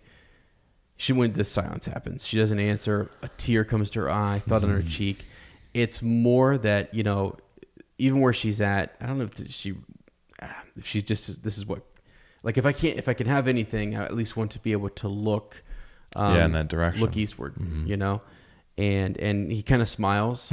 I love this, right? Because and the play on window on the west, and now it's a window on the east, right? Mm-hmm. Yeah, your window does not look eastward, he said. That can be amended. In this, I will command the warden, if you will stay in this house in our care, lady, and take your rest, then you shall walk in this garden in the sun as you will, and you shall look east, whither all our hopes have gone. And here you will find me, walking and waiting, and also looking east. It would ease my care if you would speak to me, or walk at whiles with me. Wow. It's going to make him feel better if she comes and walks with him. Because he's walking alone. When they found him in the garden, he was walking alone. Wow. Dude, here you go. Wow. Oh my gosh. It was that realization that she wasn't going to be able to go that caused her proud head to droop a little. And it was his words and his promise to ensure that she could look east, and his invitation of, it would ease my heart if you would walk with me, that raises her. Wow, I just got choked up there a little bit. Raises her head and allows her to look him in the eyes again. Yeah. That mention of, we can share in this misery together. Right. Yeah. Yeah, because you at least. And think about what it would take to bring that proud head up, right, man? Yeah. Like she is. Right. A beast. Well, and again, I keep going back to the reverence and the respect and what she sees in him, and for him to sort of say, you could help and aid me. That's another piece to where there is something I can do. you know, because she feels like there's nothing she can do at Yeah. all. Yeah. But I can give some joy here, and we can comfort each other. So, and that might be what it's all about, you know, when it comes down to it. So, I love how he asks her permission here too. yeah, where's that at? So he, Oh, it's just what's, the next, so she raises her head and looks him in the eyes again. The color comes back into her pale face. Like just these words are giving her life, like healing her. Right. His words are healing her too. No physical wound, right? It's just her soul. And, she says, "How can I ease your care, my Lord? Yeah. And I do not desire the speech of living men." And he says, "Would you have my plain answer? You want to know my mind? You want to be honest?" Oh, phew. I would. Yeah. And then he talks about how beautiful she is, compares her to, or says that there are beautiful flowers fair and bright, and maidens fairer still, but neither flower nor lady have I seen till now in Gondor so lovely and so sorrowful. Can I just say, wouldn't it be, first of all, one of the reasons I'm having major respect for Faramir is like, I actually, and I don't know if you remember this, like, a lot of times people would say, like, if you are just this plain spoken to people, especially, to someone who you think is, I don't know, like if this is like, he's clearly has feelings. Yeah. Right. Yes. And he just sort of says, and he does, he actually, before he even gives her that plain, can I speak plainly to you? Yeah. Is that okay? Yeah. Yes. And then he does. Like, let's go. I mean, get a little confidence and and there's something to that too. There's something about asking someone we don't do it much anymore. Yeah. So I think it even has more power now. I think it may have been more commonplace, like in history. But when you ask someone, "Can I tell you what I really think?" Yep. And then it's saying, and it's without saying it, it's saying, "Can I trust you? Do you really want to know me? Can I be vulnerable with you? What I'm about to say, you're going to take one of two ways. And I need you to know that." Mm-hmm. It's big, dude. Yeah, a lot of times we just blurt out stuff and we don't even, it's like, "I don't care if you want to hear it or not. Here it is." Right. Yeah. And it's like, no, what I'm about to say, Right. Are you sure you want to hear it? Right. Yeah. And ask, because some people might honestly, no, I honestly would rather not, or there's something that, okay. Yeah. Fair. No problem. Thank you. And there you go. Yeah. Dude, this is making me think of Sarah, dude. I knew it was. Okay, all right. There was can I tell a story? Is that okay? Yes, please. So we were we were falling in love with each other in San Diego. Mm-hmm. We were on this trip, and I think I've told part of the story before, so I won't tell, I won't go crazy, although I could. And we were on this beach, and the rest of our group had kind of gone off. We were by ourselves, right. And it was beautiful. It was beautiful, man. It was gorgeous. And I'm sitting there looking at this beautiful, fair, gorgeous, most beautiful person I've ever seen in my life. Stunning. But I know that she's got a boyfriend, man. She's got a boyfriend, right? Yep. And I just said to her, I said, "There's a lot of things that I would love to say to you, but I can't, because you're dating somebody, and it would be wrong. And if that happened to change, if that ever does change, I'll tell you every word. Let's go. Every word. Let's go." And it did change, and I was able to. Uh-huh. And then the beautiful thing that got to come full circle is when I proposed to her, mm-hmm. we went back to San Diego, went back to that same beach. Mm-hmm. And I said to her, we were on this beach 2 years ago. Yeah. And I wasn't able to say how I feel. And now I can tell you every word. Mm-hmm. I said, "Will you marry me?" It was awesome. It was awesome. Yeah. And it everybody deserves that kind of feeling in their life whenever it comes with whoever it is. Right. And I'll never forget it. And anytime I see like a love story where there's like that element of just indescribable. Like this is indescribable, right? Yeah, What they're feeling, what the connection they're making, the story that's happening. I'm taken back to that time, man. I'm taken back there. Yeah. You know, he talks about like, it would make me, he talks about how beautiful she is.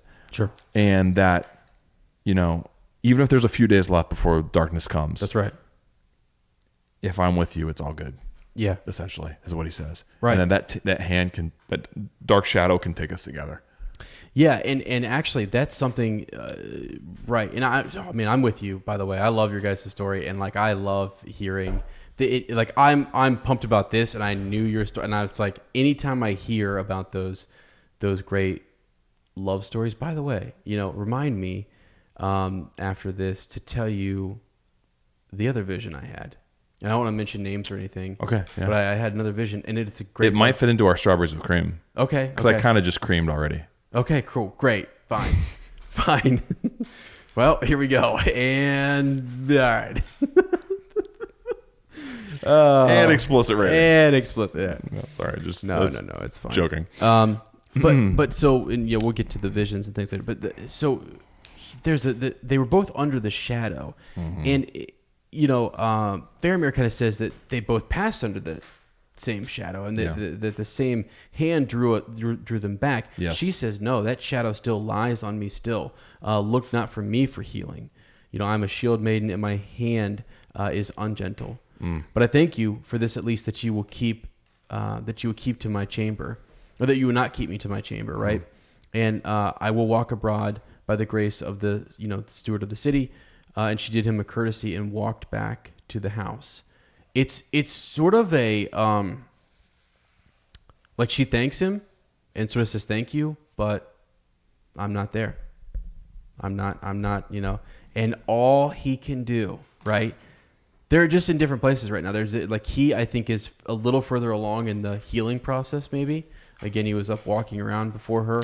All he can do is think about her. See, and I think that she is. You think so? I think she is, but she doesn't want to. Maybe not. Maybe not. But maybe not. Maybe she's not. That might be presumptuous to think that, I guess. Well, it might be presumptuous to think. Yeah. What do you think? I mean, we should. No, I don't know. I don't know if she wants to admit that yet. Oh, okay. This is what maybe this is unexpected. Yeah. And I think maybe he sees something. Yeah, sure. Yeah. I think that he sees that in her already, clearly. You know how other people can see stuff in you that you can't see yourself? Yes. Sometimes ever. Mm-hmm. And that's why when you hear people describe you or give you compliments, you're like, what? Right. And we do it all the time. Yep. When people, you know, talk about the book club and the podcast, and we're just like, yeah, no, we're not worthy of that. We appreciate it. But in their eyes, that's what they see. Yeah. And maybe a lot of times I honestly think I wish people could see themselves the way others see them. Mm-hmm. Right. And it's an old cliche, but man, I do like, I think that we would, well, it's like, it's a wonderful life. Mm-hmm. Yeah. You know, that the idea that you could see what the world would be like without you. Mm-hmm. And how, you know, when you do good and you're kind, that you impact the world in a way that has a ripple effect. And so anyway, maybe he's seeing things in her that she doesn't even, she doesn't see yet. She can't see yet because of I don't know, just certain ways she's had to defend who she wants to be and fight for what she wants to be. Mm-hmm. Yeah. Maybe.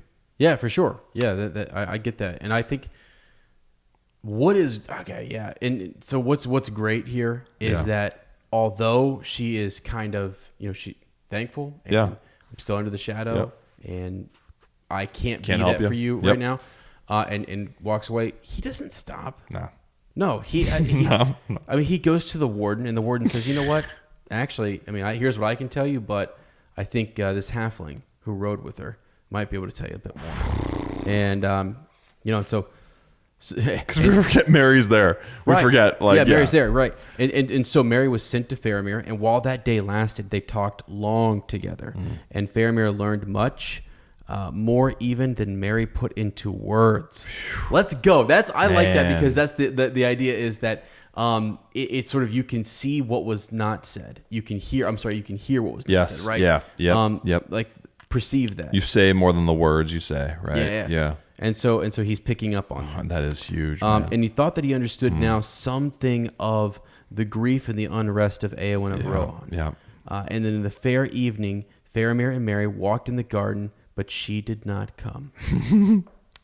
But in the morning, this is just almost too good. I just some of this, I guess, let out just. I'm loving it. As Faramir came from the house, as he saw her, as she stood upon the wall, she was clad in all white and gleamed in the sun. And he called to her, and she came down, and they walked on the grass or sat under the green tree together, now in silence, now in speech. And in each day after, they did likewise. And the warden, looking from his window, was glad in heart, for he was a healer, and his care was lightened. Right? Why? Because she is going healing. through a healing. Yeah. It's cool that we get his perspective too, right? That he's not just kind of a forgotten character. That he's almost like this third party where we can see from his perspective what's the healing that's taking place. Yeah, he kind of says, still these two of his charges, prospered and they grew daily in strength. Yeah, like that's a part of his care, right? Right. Yeah. Even though things are super dreary and dread is hanging there, that for him feels good. Little saplings, man. But it is interesting. Again, she did not come. That first day, he went to her and sought her out and said, "Hey, let's go on a walk. Come on, we don't have to talk." And they walk in silence. But then they walk. It's that north wind, bro. Too. It's like that north wind. It's confusing. Mm-hmm. So, let's see. Yeah, no Tedding said you had come, and all hearts were darkened. The weather too was bright no longer; it was cold. Yeah, and a wind had sprung up. Right. Yeah. Okay, so they are. Oh boy, let me get into some of this here. Faramir had sent for his. Yeah. So, here images of her being queenly. There's a lot of imagery in her, just like the robe that's around her, the what she's wearing, the colors. His mother, the mantle was wrought for his mother. Yep. Which is really cool. Yep. Really cool. Finduilas. Yeah, the untimely death there. Finduilas. Yeah. And was to him but a memory of loveliness in fair days and of his first grief. And her robe. Oh my gosh. Yeah. And her robe seemed to him raiment fitting for the beauty and the sadness of Eowyn. Man. Wow. Yeah.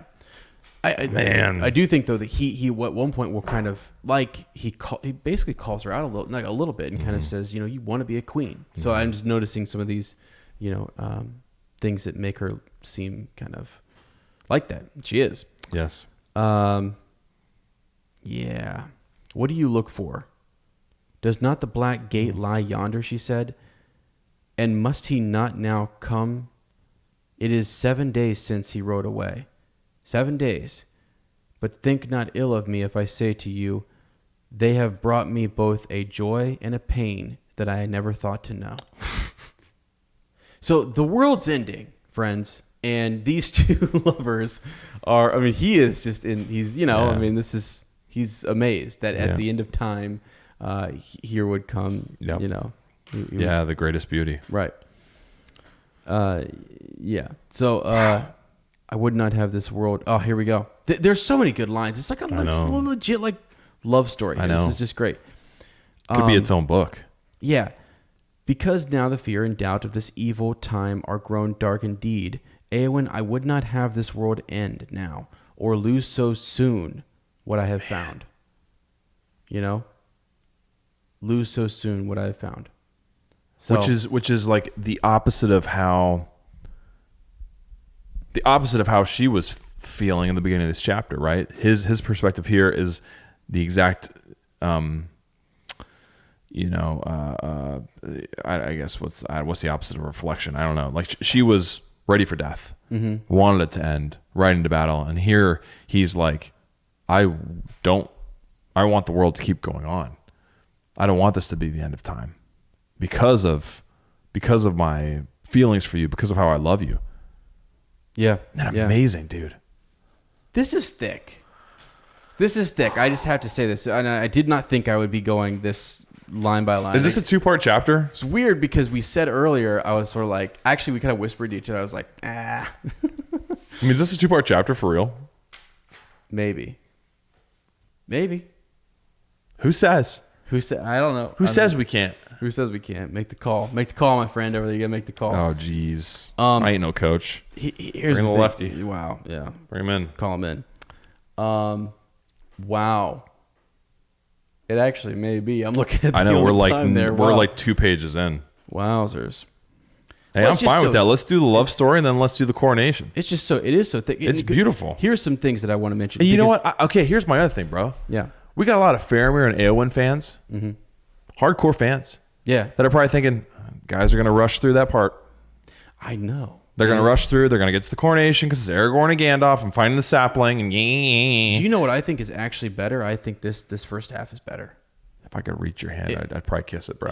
Right? I mean, no. I still, and actually, you know what? We'll probably get to the second half and be like, freaking awesome. Like, you know, that's how we True. it always kind of goes. But I'm in love with this part Yeah. right now. I'm actually in love with it. Can I tell you something else? We are turning it into a 2-parter. That's fine. We're turning it into Decision a 2-parter. made. Decision made. When's the last time we had a 2-parter, you know? The council? The council, yeah. No. Council.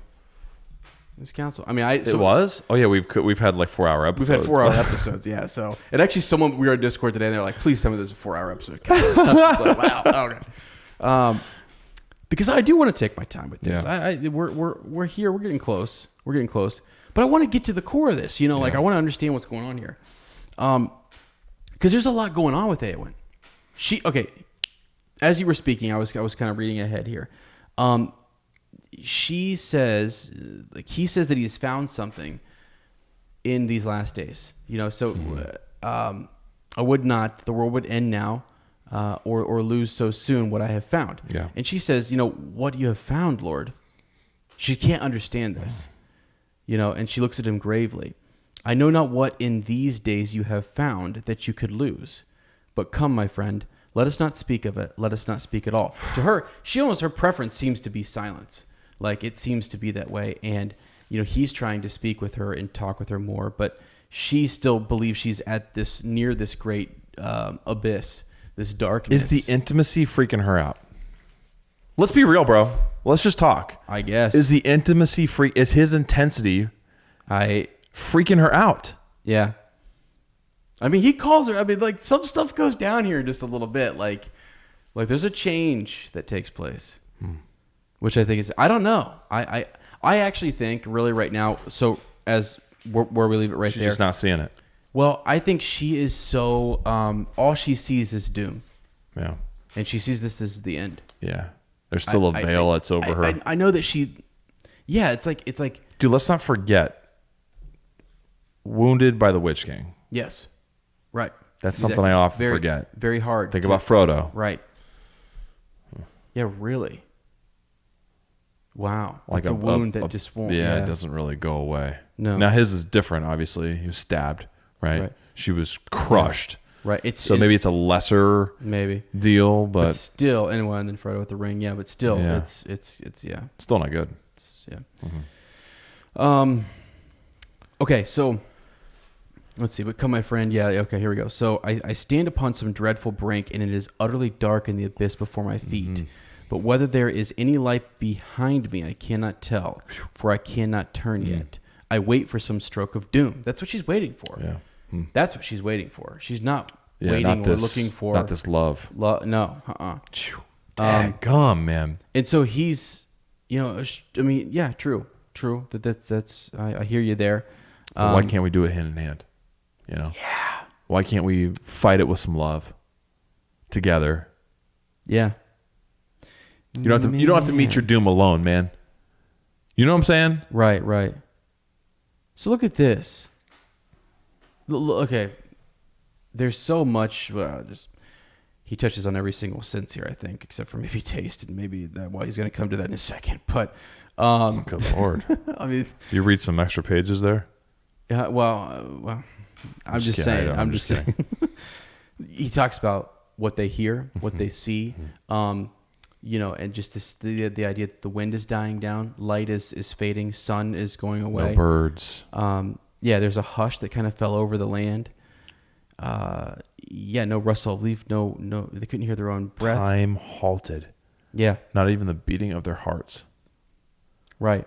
Wow. And here we go. This is great. So as they stood, their hands met and clasped. Come on. Though they did not know it. Come on. Right. And still they waited for, what? They don't know what, right? They don't really know. And there's this, so that they're having this moment, this moment where everything is still and like very across the land, right? Then presently it seemed to them that above the ridges and the distant mountains, another vast mountain of darkness rose, towering up like a wave that should engulf the world, and about it lightning flickered, and then a tremor ran through the earth, and they felt the walls of the city quiver. A sound like a sigh went up from all the lands about them, and their hearts beat suddenly again. First of all, so something's going on. Something is going on, and maybe this is what. Maybe Éowyn is sensing this. I know that next line. Who is Faramir? Who is he, man? And also, didn't we talk about the connection? The battle before the Black Gate, reminding us of Numenor, of the waves crashing, of the islands up on the hills, the way they fought. Yeah. It reminds me of Numenor, said Faramir, right? And wondered to hear himself speak. Couldn't believe that. He was like, wow, it was of Numenor, right? Yes. The land of Westerness that foundered, and of the great dark wave climbing over the green land and above the hills and coming on darkness unescapable. I often dreamt of it. Wow. Unescapable. So, and suddenly with that, to hear someone... And we talked about this too, dude, about how it was like the flip-flop of that. Yeah. This was the end of the... Oh, my gosh. Right. I was thinking that was in the subconscious or something. Earlier, we had kind of said, okay, so she is, again, seeing the type of man that he is and the warrior that he is and the leader that he is, to have him, who is far-seeing, to see such a thing and to think of such a thing... all she can do is draw close to him. It draws her closer, He says, he says, it was but a picture in my mind. I do not know what is happening. The reason of my waking mind tells me that great evil has befallen and we stand at the end of days. But my heart says nay. So hold on, let me back up. My mind tells me. But my heart tells me something else. And my limbs are light and hope and joy are come to me. And actually, I think that's the whole thing, this whole story, right? Yeah, it's both. It seems like, Sauron and like the Dark Lord, his presence, this weight, and what he tries to do is a work on the mind. And it's impossible, can't be done. Right. Odds are against you. I'm going to target this instead of the heart, the will. You can't get to that. That's something you can. This is where you can try and stop me, but there's something deeper that you can't get to, and isn't that funny? Because listen to that. The ring. That's what guide you. The ring works on breaking what? Yeah. The mind. Yeah. Works on breaking the mind. Right. Yeah. Wow. And so he's seeing two things here. His mind is telling him that this is coming, but his heart is saying no. Wow.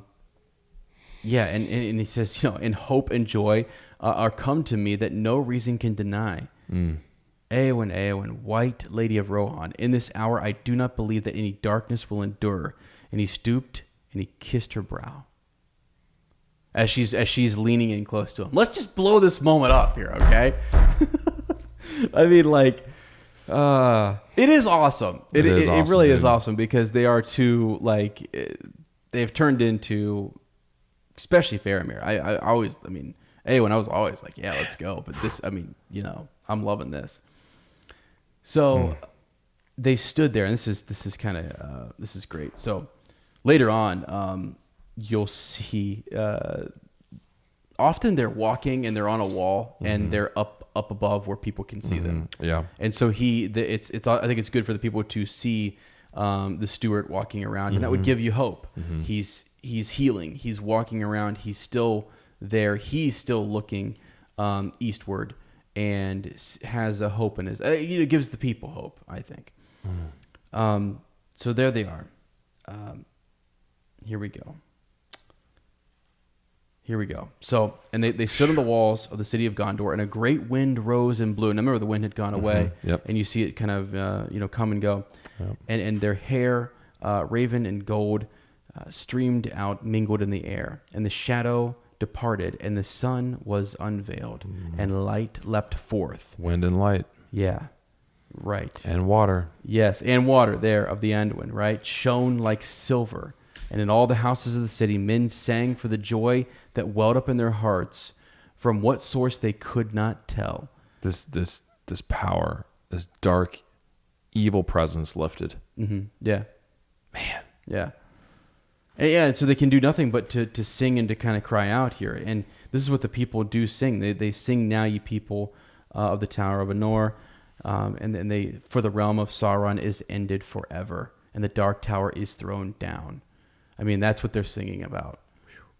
Sing and rejoice. So this is being this is being cried out to these people. What does it sound like, bro? Come on. What does it sound like? Come on. What is this? I don't think this is a song. I think it's just more of a, the Lords of the West crying, right? So they're kind of like, sing, dude. You want me to sing this? Sing, man. I don't know how this would go. This was not sung in the audiobook. Forget about the cameras, man. Wow. What does your heart tell you? Not here, Ez.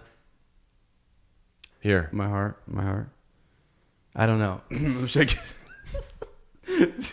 I for some reason, Frodo. Okay, what song would you came sing? to my mind. Frodo. Because I was thinking, sing now. Like, I don't know. What would you sing in response then? What would you sing in response? And the people sang in all the ways of the city. And the people sang in the way. What do you mean? What would you sing after this call? I don't know. Nice. I don't. Well, there's a doom over you, man. All right, and until we destroy that ring, it's never going to be lifted. I got a little. Yeah. Guy who always sings doesn't have anything, huh? No, I don't think. I think they're just crying. They're telling the people to sing. But they sang in response, is what I'm saying. Where does it say that? And the people sang in all the ways of the city. So it doesn't say what they sang. That's what I'm saying. What would you sing? What would I sing? Yeah. Oh, okay. Wait, what? Give it to me. Okay. And they did, because they're being told to sing. Yeah. I don't think I didn't Frodo, get that at first. the I got that nine-fingered, once you said. got to them yet. That tale has definitely not got there yet. But you know that who was it? The minstrel or whatever? What was his? Who sang that? Yeah, the minstrel. Yeah. You know he was going. Ha, ha, ha, ha, ha, ha. Yeah, I do. You know he was working the melody out. Yeah, he was. I don't know what would they sing? What they I feel like if light's shining through, I feel like that's what you'd be like, you'd be singing about the light, right? So do it for us. Yeah, like some I need words. I'm not good at coming up with stuff. They would just be singing, light, right? They would just be like, you know what they would be singing? I'm ready. Let's go. This little light of mine, hey, yeah. I'm gonna let it shine. Oh my Lord. They'd all have little files in their hands. Yeah. Oh, could you imagine? Be hilarious. This little light of mine, hey, I'm gonna let it shine. Whoa. Hide it under a bushel, no. Oh, I'm gonna let it shine. Let it shine, let it shine, let it shine. Stick it under a sapling, no. I'm gonna let it shine. Oh. Stick it under a sapling, no. I'm gonna let it shine. Oh, God. People are taking their earbuds out right now like, and going, this is a joke. shop at Price. This is not. That's not. Well, but it would be something about light, and that's what they would be singing. I think people would be singing different things too. I think they'd be in the street. That's what it means in all the ways of the city. Yeah. And so I mean, was Brodo Swaggins in the house? Was he in a corner with a little cup going? We need Rebecca Rovney. Yeah. The real Brodo Swaggins. Yeah. I thought you were gonna be the lights back. Mantle passed to her. Yeah, the lights all back. Don't see no clouds no more. Yeah, something like that. And the wind's picked up. Y'all know what that means. It means the ring is gone down to the dreams, nightmares, pains. You know that's my real names. Yeah. I'm Frodo Brodo. Don't call me slow-mo because I'm not. Right. Out. Bring me some light. Good. And some H2O. And while you're at it, throw in a couple wins. You thought I was going to say something else. Something like that. You got all the elements in there. You got them in there. Couple flow. Yeah. So the people be singing. They're singing. Yeah. And things are looking good. We've got, gold, spring, summer, all good things happening there. Tidings came now swift. So now they're getting messengers and things, it seems like, too. They're getting these... they actually send... Merry was summoned, right? He rode away to Osgiliath. And he's going there by ship, right? Faramir didn't go. Nope, he's the steward, right? He's got the stewardship there, and his duty was to prepare. Eowyn didn't go. Right, yep. He had to prepare for one. Though her brother begged her. Yeah, so Eowyn did not go, though her brother sent word begging her to come, right? And this was a wonder to Faramir, man. Yeah, this was, right? She loves why? me. Why didn't she go? She loves me. Now you have permission to go. You can go. She loves me. The battle is over. Okay. Yeah. She loves me, man. She dwelt that's what he knows. Houses of healing. She loves me. She loves me not. He's picking those flowers up in the hills. Walked alone in the garden, and her face grew pale again. And it seemed that in all the city she was ailing and sorrowful. The warden had said that she was getting better, right? So it's like what's going on here? So he's troubled, and he speaks to Faramir, and Faramir decides to go to seek her out, and he said to her, Eowyn, why do you tarry here, and do not go to the rejoicing in Cormallen, right? Yeah. Where your brother awaits you. Do you not know? But he answered, 2 reasons there may be, but which is true, I do not know. Like he said, she narrowed it down to 2. I mean, I have no clue, right? I was reading this first time. What? Yeah. Like, she said, perceptive man. Right. I do not wish to play at riddles. Speak plainer. Then if I will have it so, lady, he said, you do not go because only your brother called for you. And to look on the Lord Aragorn, Elindo's heir, in his triumph, would now bring you no joy. Or because I do not go, and you desire still to be near me, and maybe for both these reasons, and yourself cannot choose between them. Eowyn, do you not love me, or will you not? I just want to point out, too, that's 3 reasons. Was it really? 1, the other, or both. Okay. Yeah, you're right. Yeah. 3, again. Okay, look out. Like something about to happen. When there's 3... Yeah, what do you think about that, though? But seriously, like, what? I am being serious. Well, no, I know, but like he says to her, like, you're right. He calls her out. Yeah, he's calling her out. He knows exactly what it is. Like, either you want to stay here with me and you want to stay close to me. I can't go, and I have the stewardship here, or it's you're a little upset that it was only your brother who called for you. Had Aragorn have called, you would have gone. Right? But he didn't. And since he didn't call, you're not going. Think about that now. Think about that. Right? So, I wished to be loved by another, she answered, but I desire no man's pity. Pity. Right? Yeah. But I desire no man's pity. A different meaning. Yeah. Than what Faramir felt. That's what I'm saying. Yeah. That's where I'm like, this disconnect. I mean, I'm like, Interesting. All right. So, like, Aragorn won't call her, and so she won't come, she begged him to stay, and he went. Mm-hmm. It's just interesting, the dynamics. Yeah. It's just... Yeah, and so here, again, he goes a little further with her. He says, that I know. Mm-hmm. He says, that I know. That's, okay. You desired to have the love of the Lord Aragorn because he's this high king, and puissant. And you wish to have renown and glory and to be lifted far above the mean things that crawl on the earth. And as a great captain made to a young soldier, he seemed to you admirable. So he is a lord among men, the greatest that now is. But when he gave you only understanding and pity, then you desired to have nothing unless a brave death in battle. Look at me, Eowyn.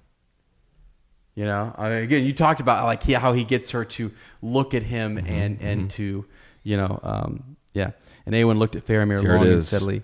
And Faramir said, "Do not scorn pity. Do not scorn pity. That is the gift of a gentle heart, Eowyn."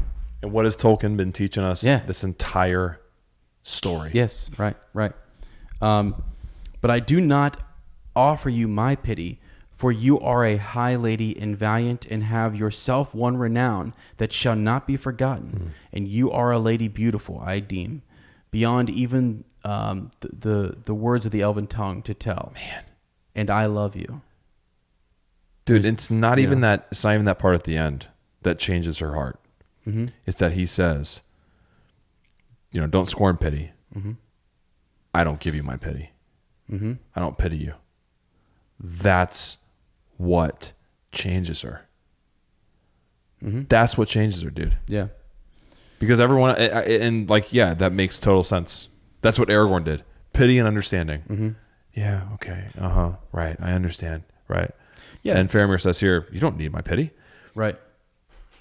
You have your own place high and that most cannot even attain. Exactly. And he says here, once I pitied your sorrow, but now were you sorrowless, without fear or any lack, were you the blissful queen of Gondor, still I would love you, Eowyn. Do you not love me? And so once I pitied your sorrow, but now were you sorrowless, having no sorrow, without fear or any lack, and even if you were the queen of Gondor, total happiness, blissful. Yeah. I would still love you. Man.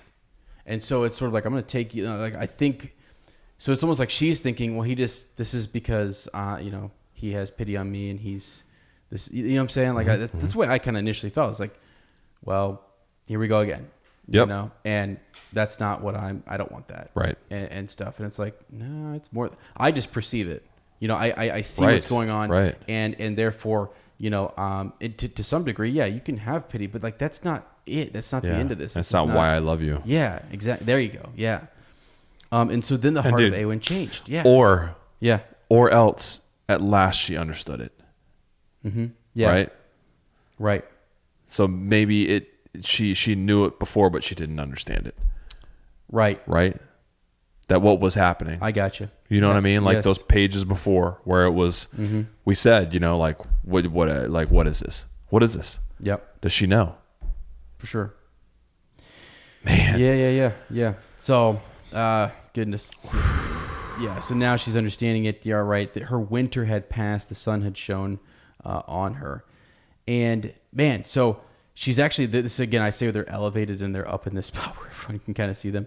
So she's here and it's sort of like the shadow has departed. And she's in the tower of the sun, man. Yeah. I will be a shield maiden no longer, nor vie with the great riders, nor take joy only for the things of slaying. I will be a healer and love all things that grow and are not barren. And again, she looked at Faramir. No longer do I desire to be a queen, she said.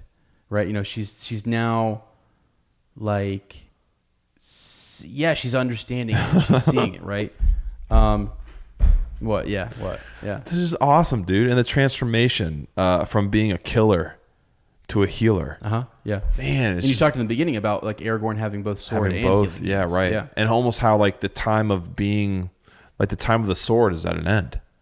And we see later on, in this chapter, we see what Aragorn does for both allies and enemies.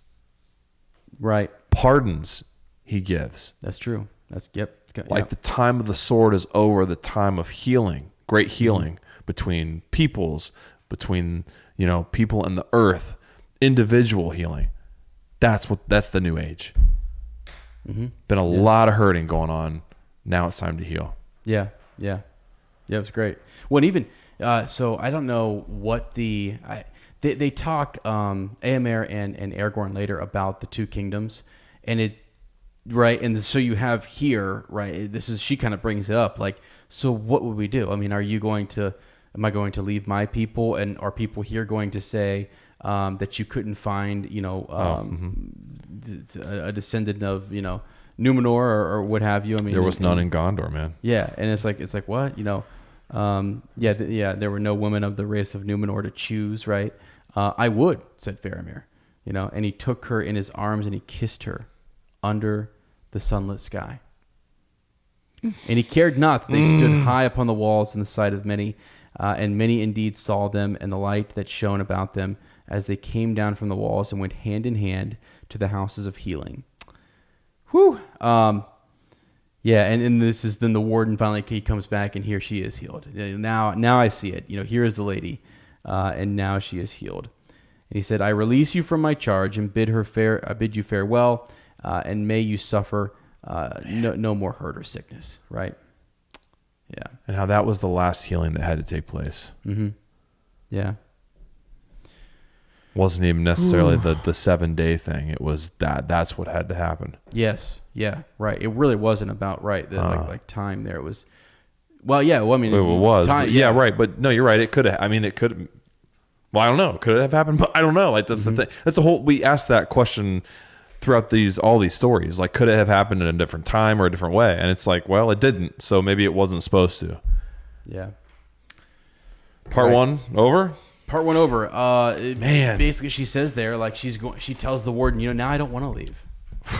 So she decides to stay in the houses of healing until King Éomer comes back. All right, that's who she's waiting on coming back. You see what I'm saying? Oh, yeah. It's not until Aragorn comes back. Yep. It's her brother Éomer. It's her brother. That's the king she mentions that she's waiting on returning. She's not waiting on Aragorn anymore. She was waiting for his call, and she's not anymore. So now it says it right there. It's a choice. It's a choice. I don't know. Wow. So I'm happy we took our time with that. I liked it. I thought that was that was good. Yeah. Me too. That was amazing. Yeah. I just kind of feel like it's a good life. It's beautiful, dude. It's beautiful. Yeah. And again, like I said, like I think in the beginning of that, I struggled kind of like understanding why she was so upset. But then you brought it back to like this whole idea of pity. And then even like, as you said, like the lessons that were taught to us there, pity is not like, I don't love you because I pity you, or that's not where I'm coming from. Yeah. But it's not something to be valued. Though. Right. So it's like he did two things there, and I don't know, that was great. And even I love how it showed that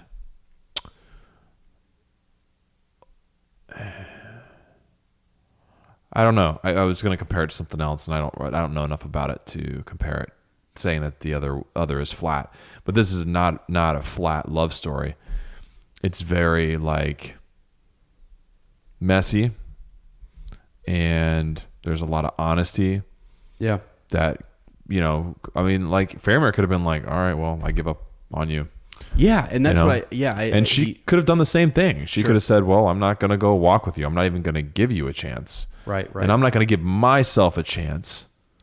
Right. Mm-hmm. To what were the words? He worded it so perfectly that she either her heart was changed or else she understood it. I'm not even going to give myself a chance to understand this. Gotcha. Yeah. Yes. And they both.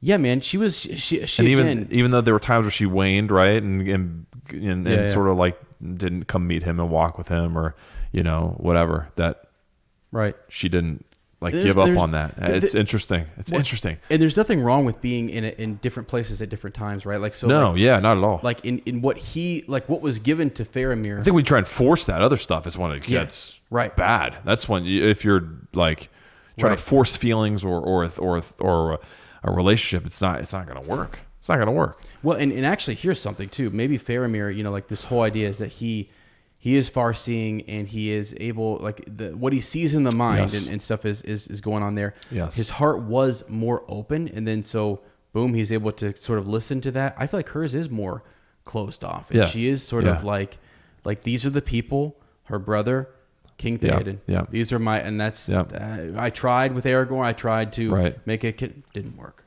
Not happening. He's still not calling for me, and I'm not a part of this group going with him at the end.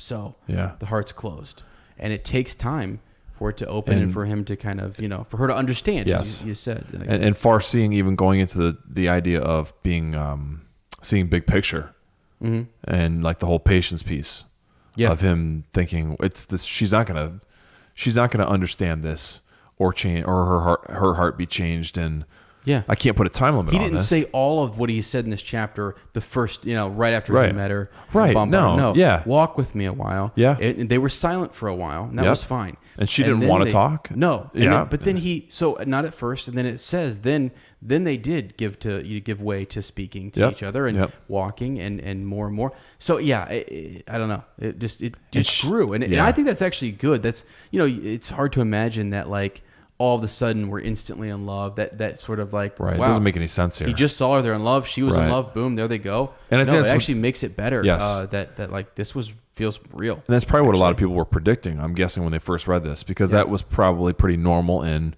fantasy stories and even just old tales. Sure. Love at first sight, and they fell in love, blah blah blah, and that's it. And watch out, man! Star-crossed lovers. Let me tell you, ninth grade English doesn't end well. There you go. Yeah. So it does here though, and Tolkien, and Tolkien made it real. Yeah. I wonder too. I don't know he and Edith's story well enough, but I wonder if there were aspects of their relationship in this as well. Maybe. Wow. Maybe. I mean, be cool to think that. I just think about that. I can't remember the exact reasons, but she was engaged to somebody else, right? That's right. You know what I mean? And he had to win her back. Wow. And it's like that's an aspect here. Eowyn's heart would belong to somebody else. Wow, it belonged to Aragorn. And to her brother and her king, and to the idea that I'm gonna be a warrior. I'm gonna be a shield maiden. Yeah. That's it. Man, we've said it before. Engaged ain't married. So Tolkien knew it. It's true. Michael Scott knew it. Michael Scott. Yeah. So. And even I just think about what his demonstration of patience did for her too. Yeah. Like him just showing, I'm not gonna. And that's a part of a way that he shows how much he loves her and respects her. I know. Loves and respects her too. Truly loves and respects her. And that it would communicate to her how truly he sees her strength, and that he was patient. That you might never love me. That's okay. Right. I all I know is how I feel. Yep. And I love you. And I've said it, and there it is. And what you do with it, I can't control. I'm just gonna I wouldn't want to anyway. I know. Jeez, man. I know Aragorn is your boy. And he's great. He's great. What are you about to say right now? Okay, because you know what? Here's something else. There's something else. His heart belonged to someone else too. I know. Yeah, I know that. All right. It's great. And you can't control how someone feels about you. No. I'm more so speaking to Faramir. Okay, all right. He's on level. Dude. Oh, absolutely. They're on a similar level, and it's actually kind of crazy, and that's sort of what you see. I don't know. There's a reason. There's a reason that Boromir went down, man. Yeah, let me say Boromir would have, if something, it wouldn't have happened, but if he would have been Steward, it would not have been the same there wouldn't have been peace. Yeah. Let me say this. And Denethor. Denethor wanted to be king, right? I mean, yeah. Go ahead. You've heard the term alpha dog. You know what an alpha dog is, right? Yeah. Little man. What? Wait, what? What? Everybody wants to be an alpha dog. Yeah. All right. I guess. Everybody wants to be I don't. I don't either. I don't. I'm really good. I like just being a junkyard dog, honestly. I honestly put me on the porch. I mean, right here, bro. Like, and just dog pound. like, put me in the pound. Right. I just like to sleep on the porch. Yeah. Look around, make sure everything's good. Yes. But I am the dog on the porch. Okay. All right, you got me. Top dog on the porch. It's kind of one of those like, you know, like, and I'm totally joking, but I when I think of Faramir, I think he's a dog that he's allowed on the porch. Yeah. And this is his porch, but he's not patrolling or he's whatever. You guys, I mean, come up on the porch or whatever. Don't get rowdy. I'll put you off the porch. I mean, he's like, he could be an alpha dog, but I just don't think he's. So he's a dog. Yeah. But he don't have to be the alpha. No, he's a dog. Sometimes I think he's a dog. I think you have to be a little more confident to be, Bro, here, okay, man, my Lord, you want to get into a side conversation. Okay. This whole overemphasis on, I mean, if you're in education, and I don't know if they do it in high school, they definitely do it in the elementary level of everybody's a leader. How can you be a leader? Lead, or leader. Dude, whatever. If everyone's a leader, then who's following? It's impossible, and it's stupid. Mm-hmm. All right? Mm-hmm. You know what I would rather do? All right? Yeah. I'd rather follow a great leader. Mm-hmm. There are many ways to lead, too. Yeah. Mm-hmm. Many ways to lead. Yep. You lead by just doing your job. Yeah. You lead by being a good person. Mm-hmm. You lead by not worrying about who's following you. Yeah. What's the old I forget what the saying is, but like you got a line of people, right? And you've got the leader out in front, but truly, who's in the very, very back? Where was Strider walking, bro? That can see everything. Where was Strider walking when they had the nine he's in the back? Yeah. He was a ranger. Just saying. He would rather be in Rivendell. Yeah. Eowyn asked him. Yeah. Do you not wish to whatever? He said, if you don't think, I would much rather be in Rivendell right now. Mm-hmm. I don't want to go do this. Nope. Yep. Okay, someone who lusts after power, someone who wants to be the leader would say, oh yeah, I'll go past the dead, sure. Gonna get me my crown? Let's do it. Right, yeah. He said, no, man, I don't care. Like, I don't want to be king. Doesn't matter. I mean, I will. Obviously, I am king. I'm rightful. Yeah, there's that aspect to him as well. Right. But that moment is very telling. That moment, for me, shows how they shaped the film Aragorn of being much more reluctant and much more like, yeah, I guess. Right. Where in the books, he's much more, I'm ready for this. This is my time. Yeah. But in that moment, you get a flash of maybe his heart that's sort of guarded up. It is. Yep. Of, I know this is my role. I know this is my destiny, but I would much rather be doing this. Yeah. I'd rather be just a dog. Yep. Because I'm a dog. On the old porch, Yeah. Or in the woods. Or in the woods. Or at the pound. Yeah, that's fine, too. Either one. Whatever. All right. Well, that was fun. That was fun. I love the audible call there on making that a part one. That's great. Red 90! Blue 42! I feel like we would have flown through the rest of it, and I didn't want to do that. Oh, my gosh. I mean, it's 2:30 in the morning. Let's cut ourselves a break. Okay, yeah, true that, too. Yeah. My throat is dying. Anyone on I can't imagine how yours Discord is. Too. I kind of want to check. Like, who is Melkor? Is Melkor there singing? Good Lord, Melissa and Sherston. God bless you. Daggum. Wow. Some people were even saying good morning.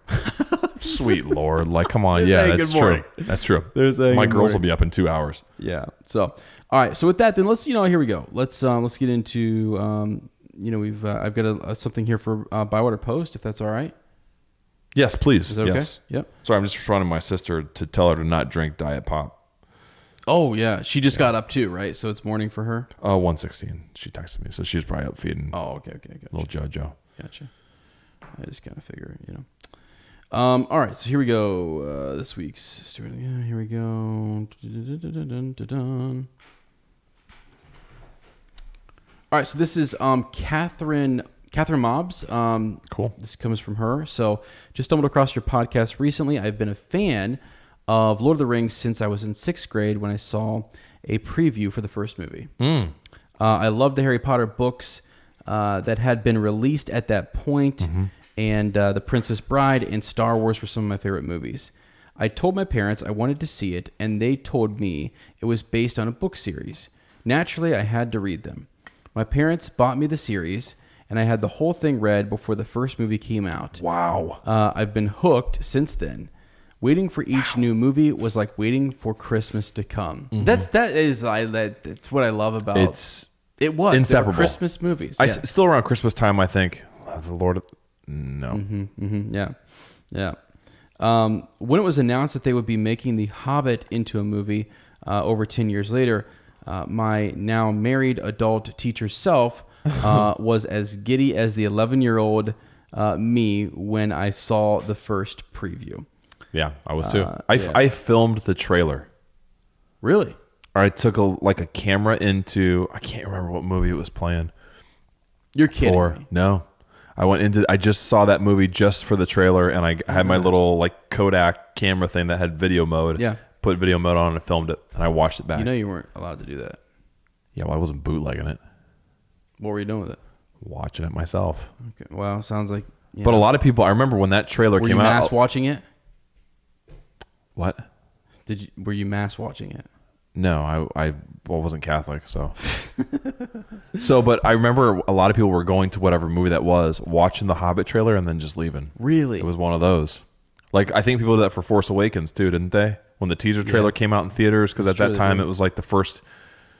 Maybe? Yeah. I don't know. I know people have done it for movies before. You watched the trailer, and then you didn't even care about the movie, you left. Yeah. I guess that was before the internet, so... Yeah, but still, I get that though. Like you're so hyped that you want to just, what's this look like? I want to see it. Yeah. I mean, we still don't have the internet here in Amanda. Right. So we don't know what it's like out there. Scary. So she was amped. Yes. I'm sorry. Then Amazon announced the show and started releasing maps. As the maps started releasing, I began Googling. I stumbled across the podcast and have enjoyed being able to relive the books with the two of you. That's cool. That's cool. So cool. That with the show, that was that's neat.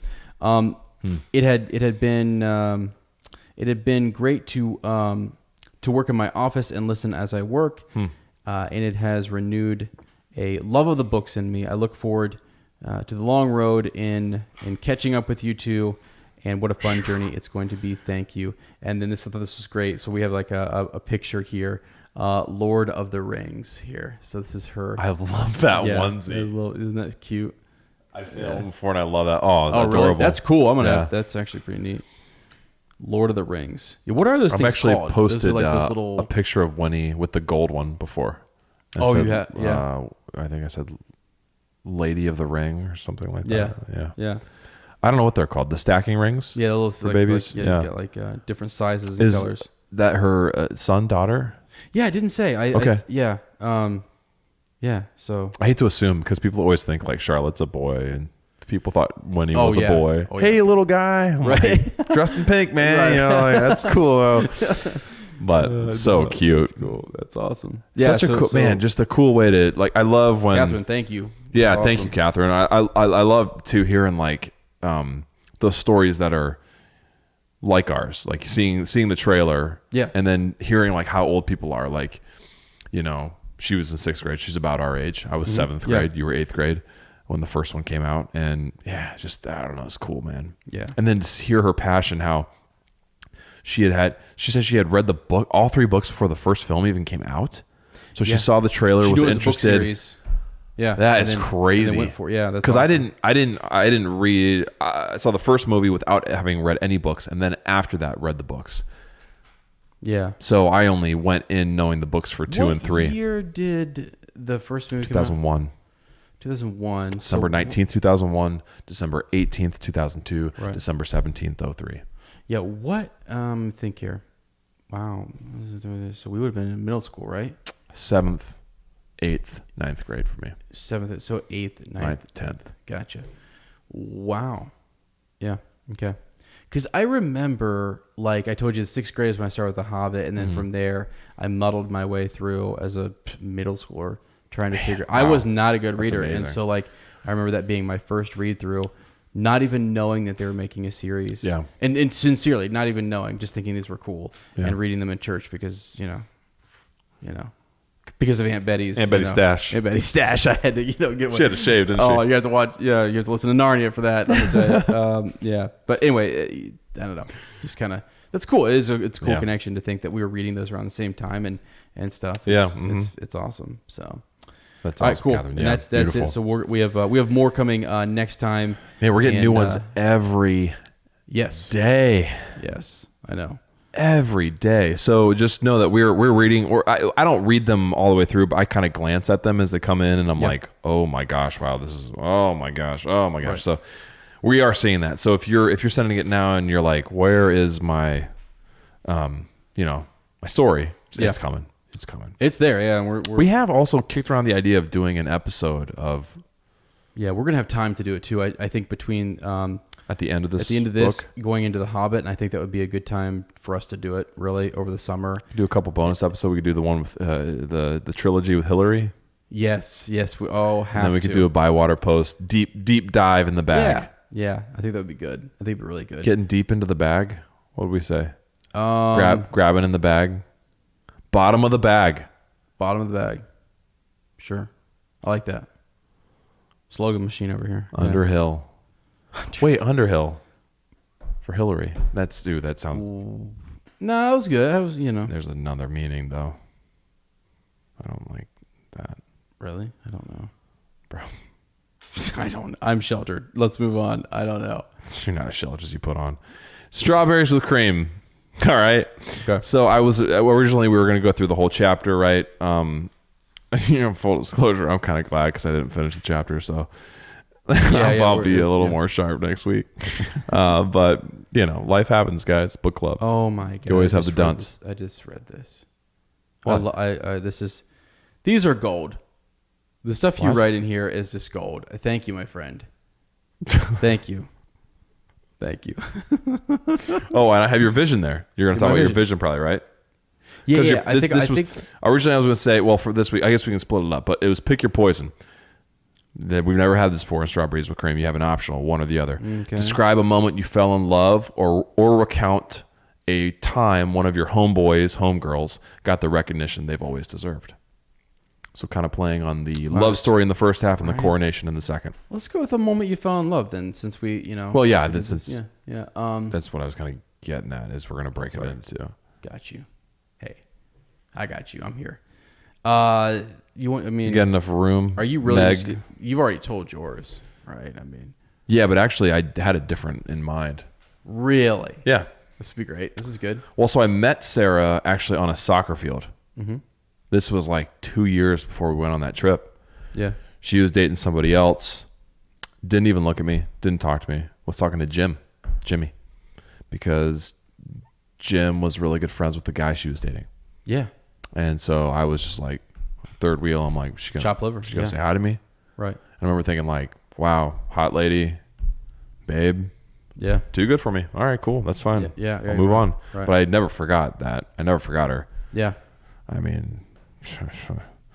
So you were, that was it? That's when you first I was just like, wow, she's beautiful. Right. Yeah. Yeah. Maybe some sorrow in there. I don't know. Sure. Yeah.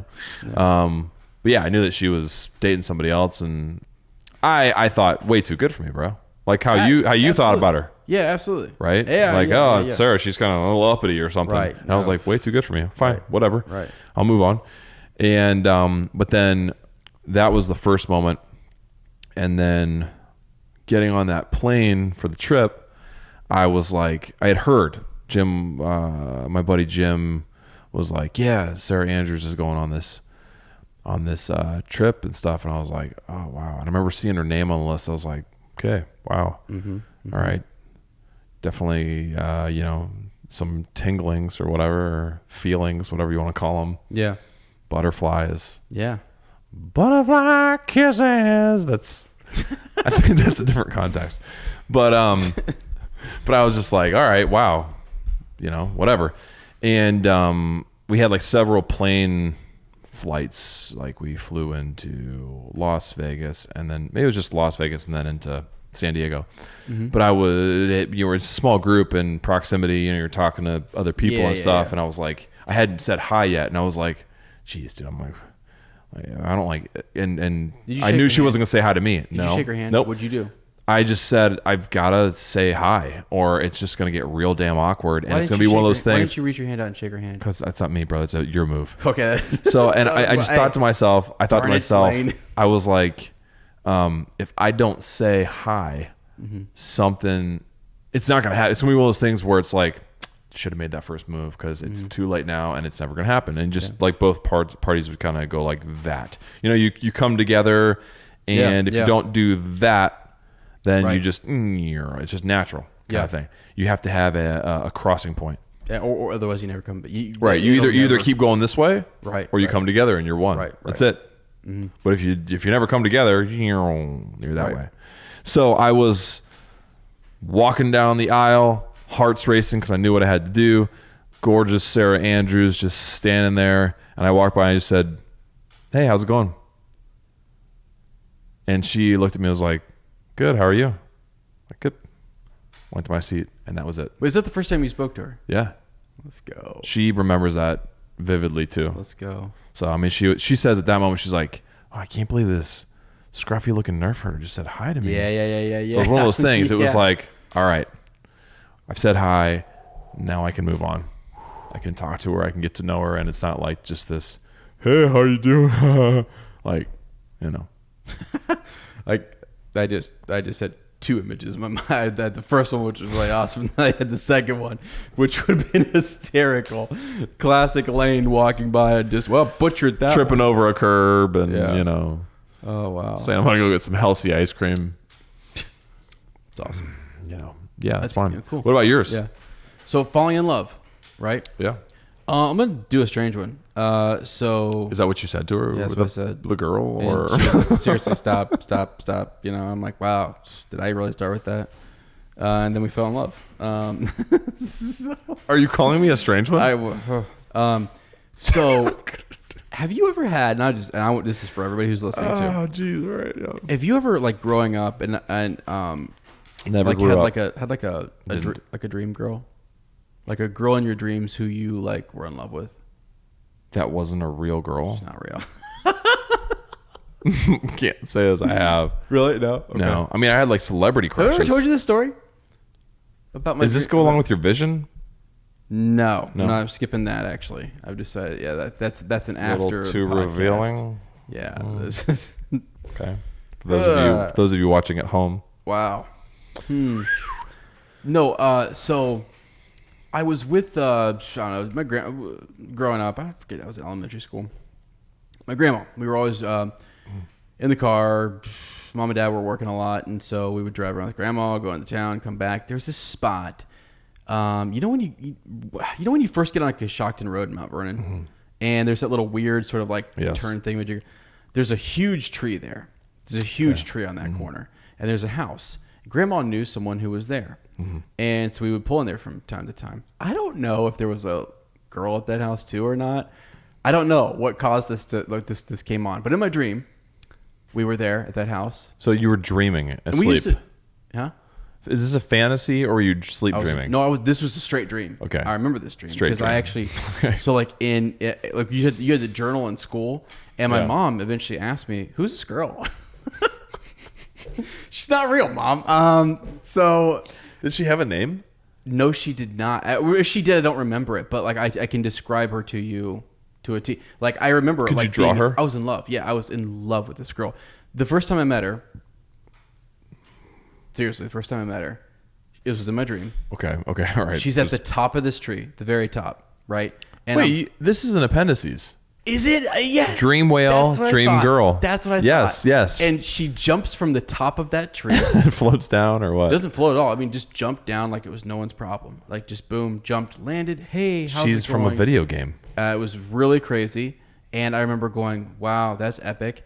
And this is the girl who we went through. People are going to think I'm nuts, man. People are going to think I'm absolutely crazy.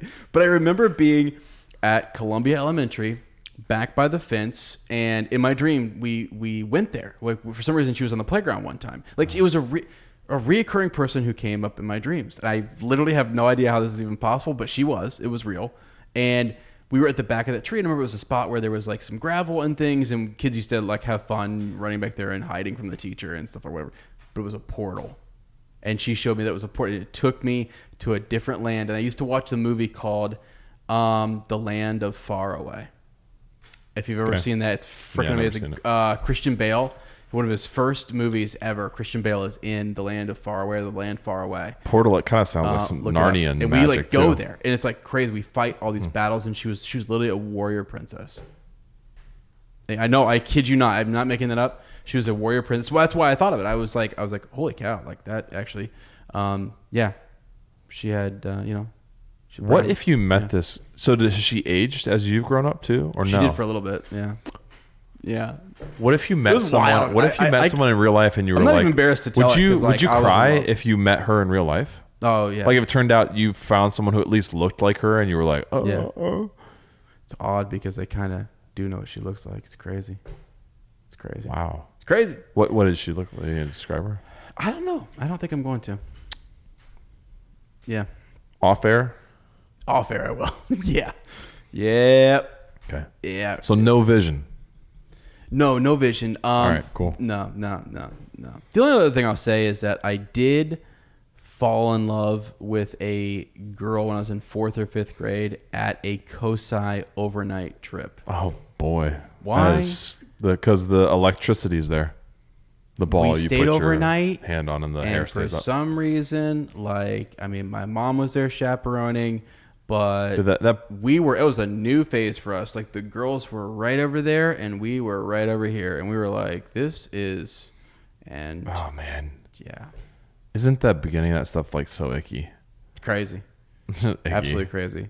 Like the 5th graders in our school.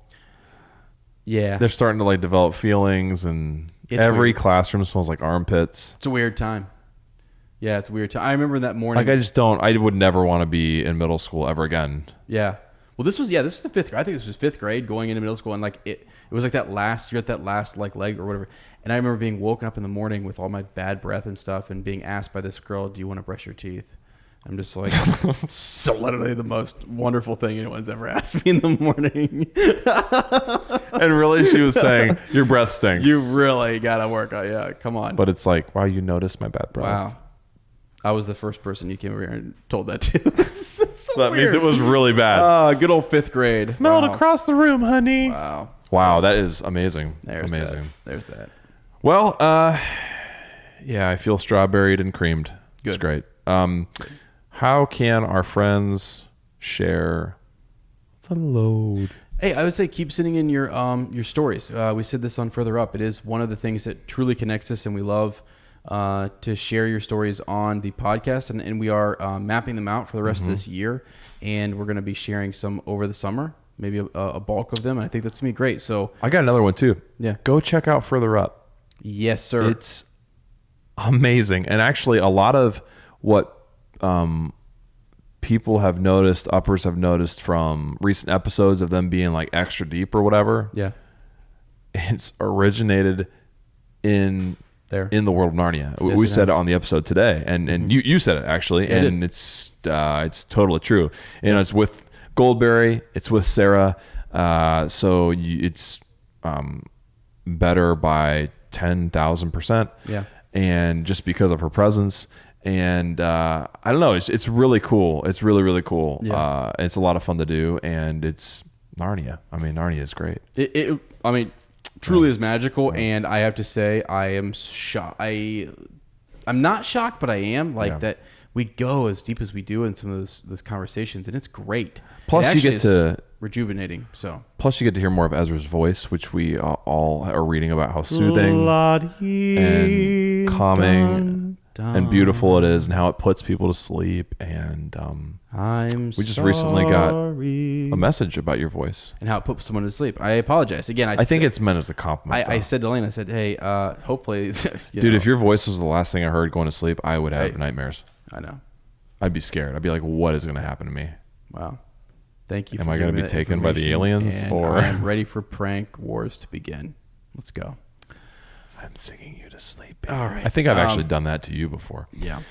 Well, don't forget, it's the year of giveaways. More are coming. I think next is a little Ezra boy band package giveaway, maybe some used sweatbands, maybe some used bandanas, and maybe a little leftover bookmark that says Ezra Heart on it. So if you're a dream girl out there, wow, I can't even talk.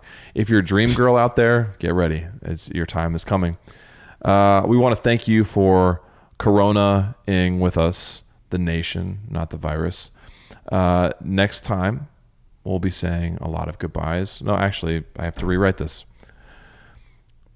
We want to thank you. It's true.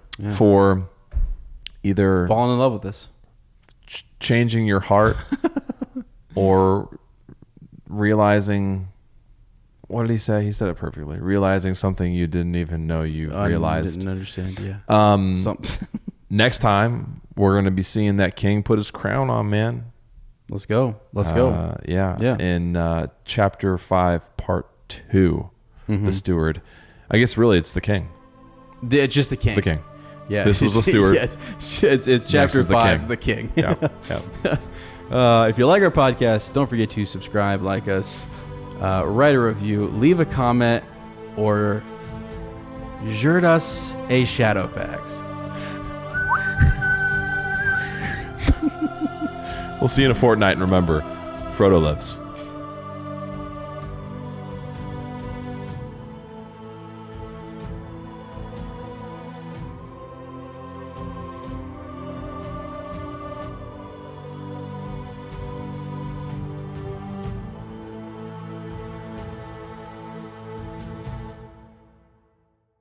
You know what I'm talking about, right? Yeah, darn it. I'm trying to think of it. Need the lyrics. It's not easy to be me. I can't stand to fly. Yeah, that's it. I'm not that naive. I just can't lie. It's a better part of me. I don't need a hype or some phony red sheet. That's it.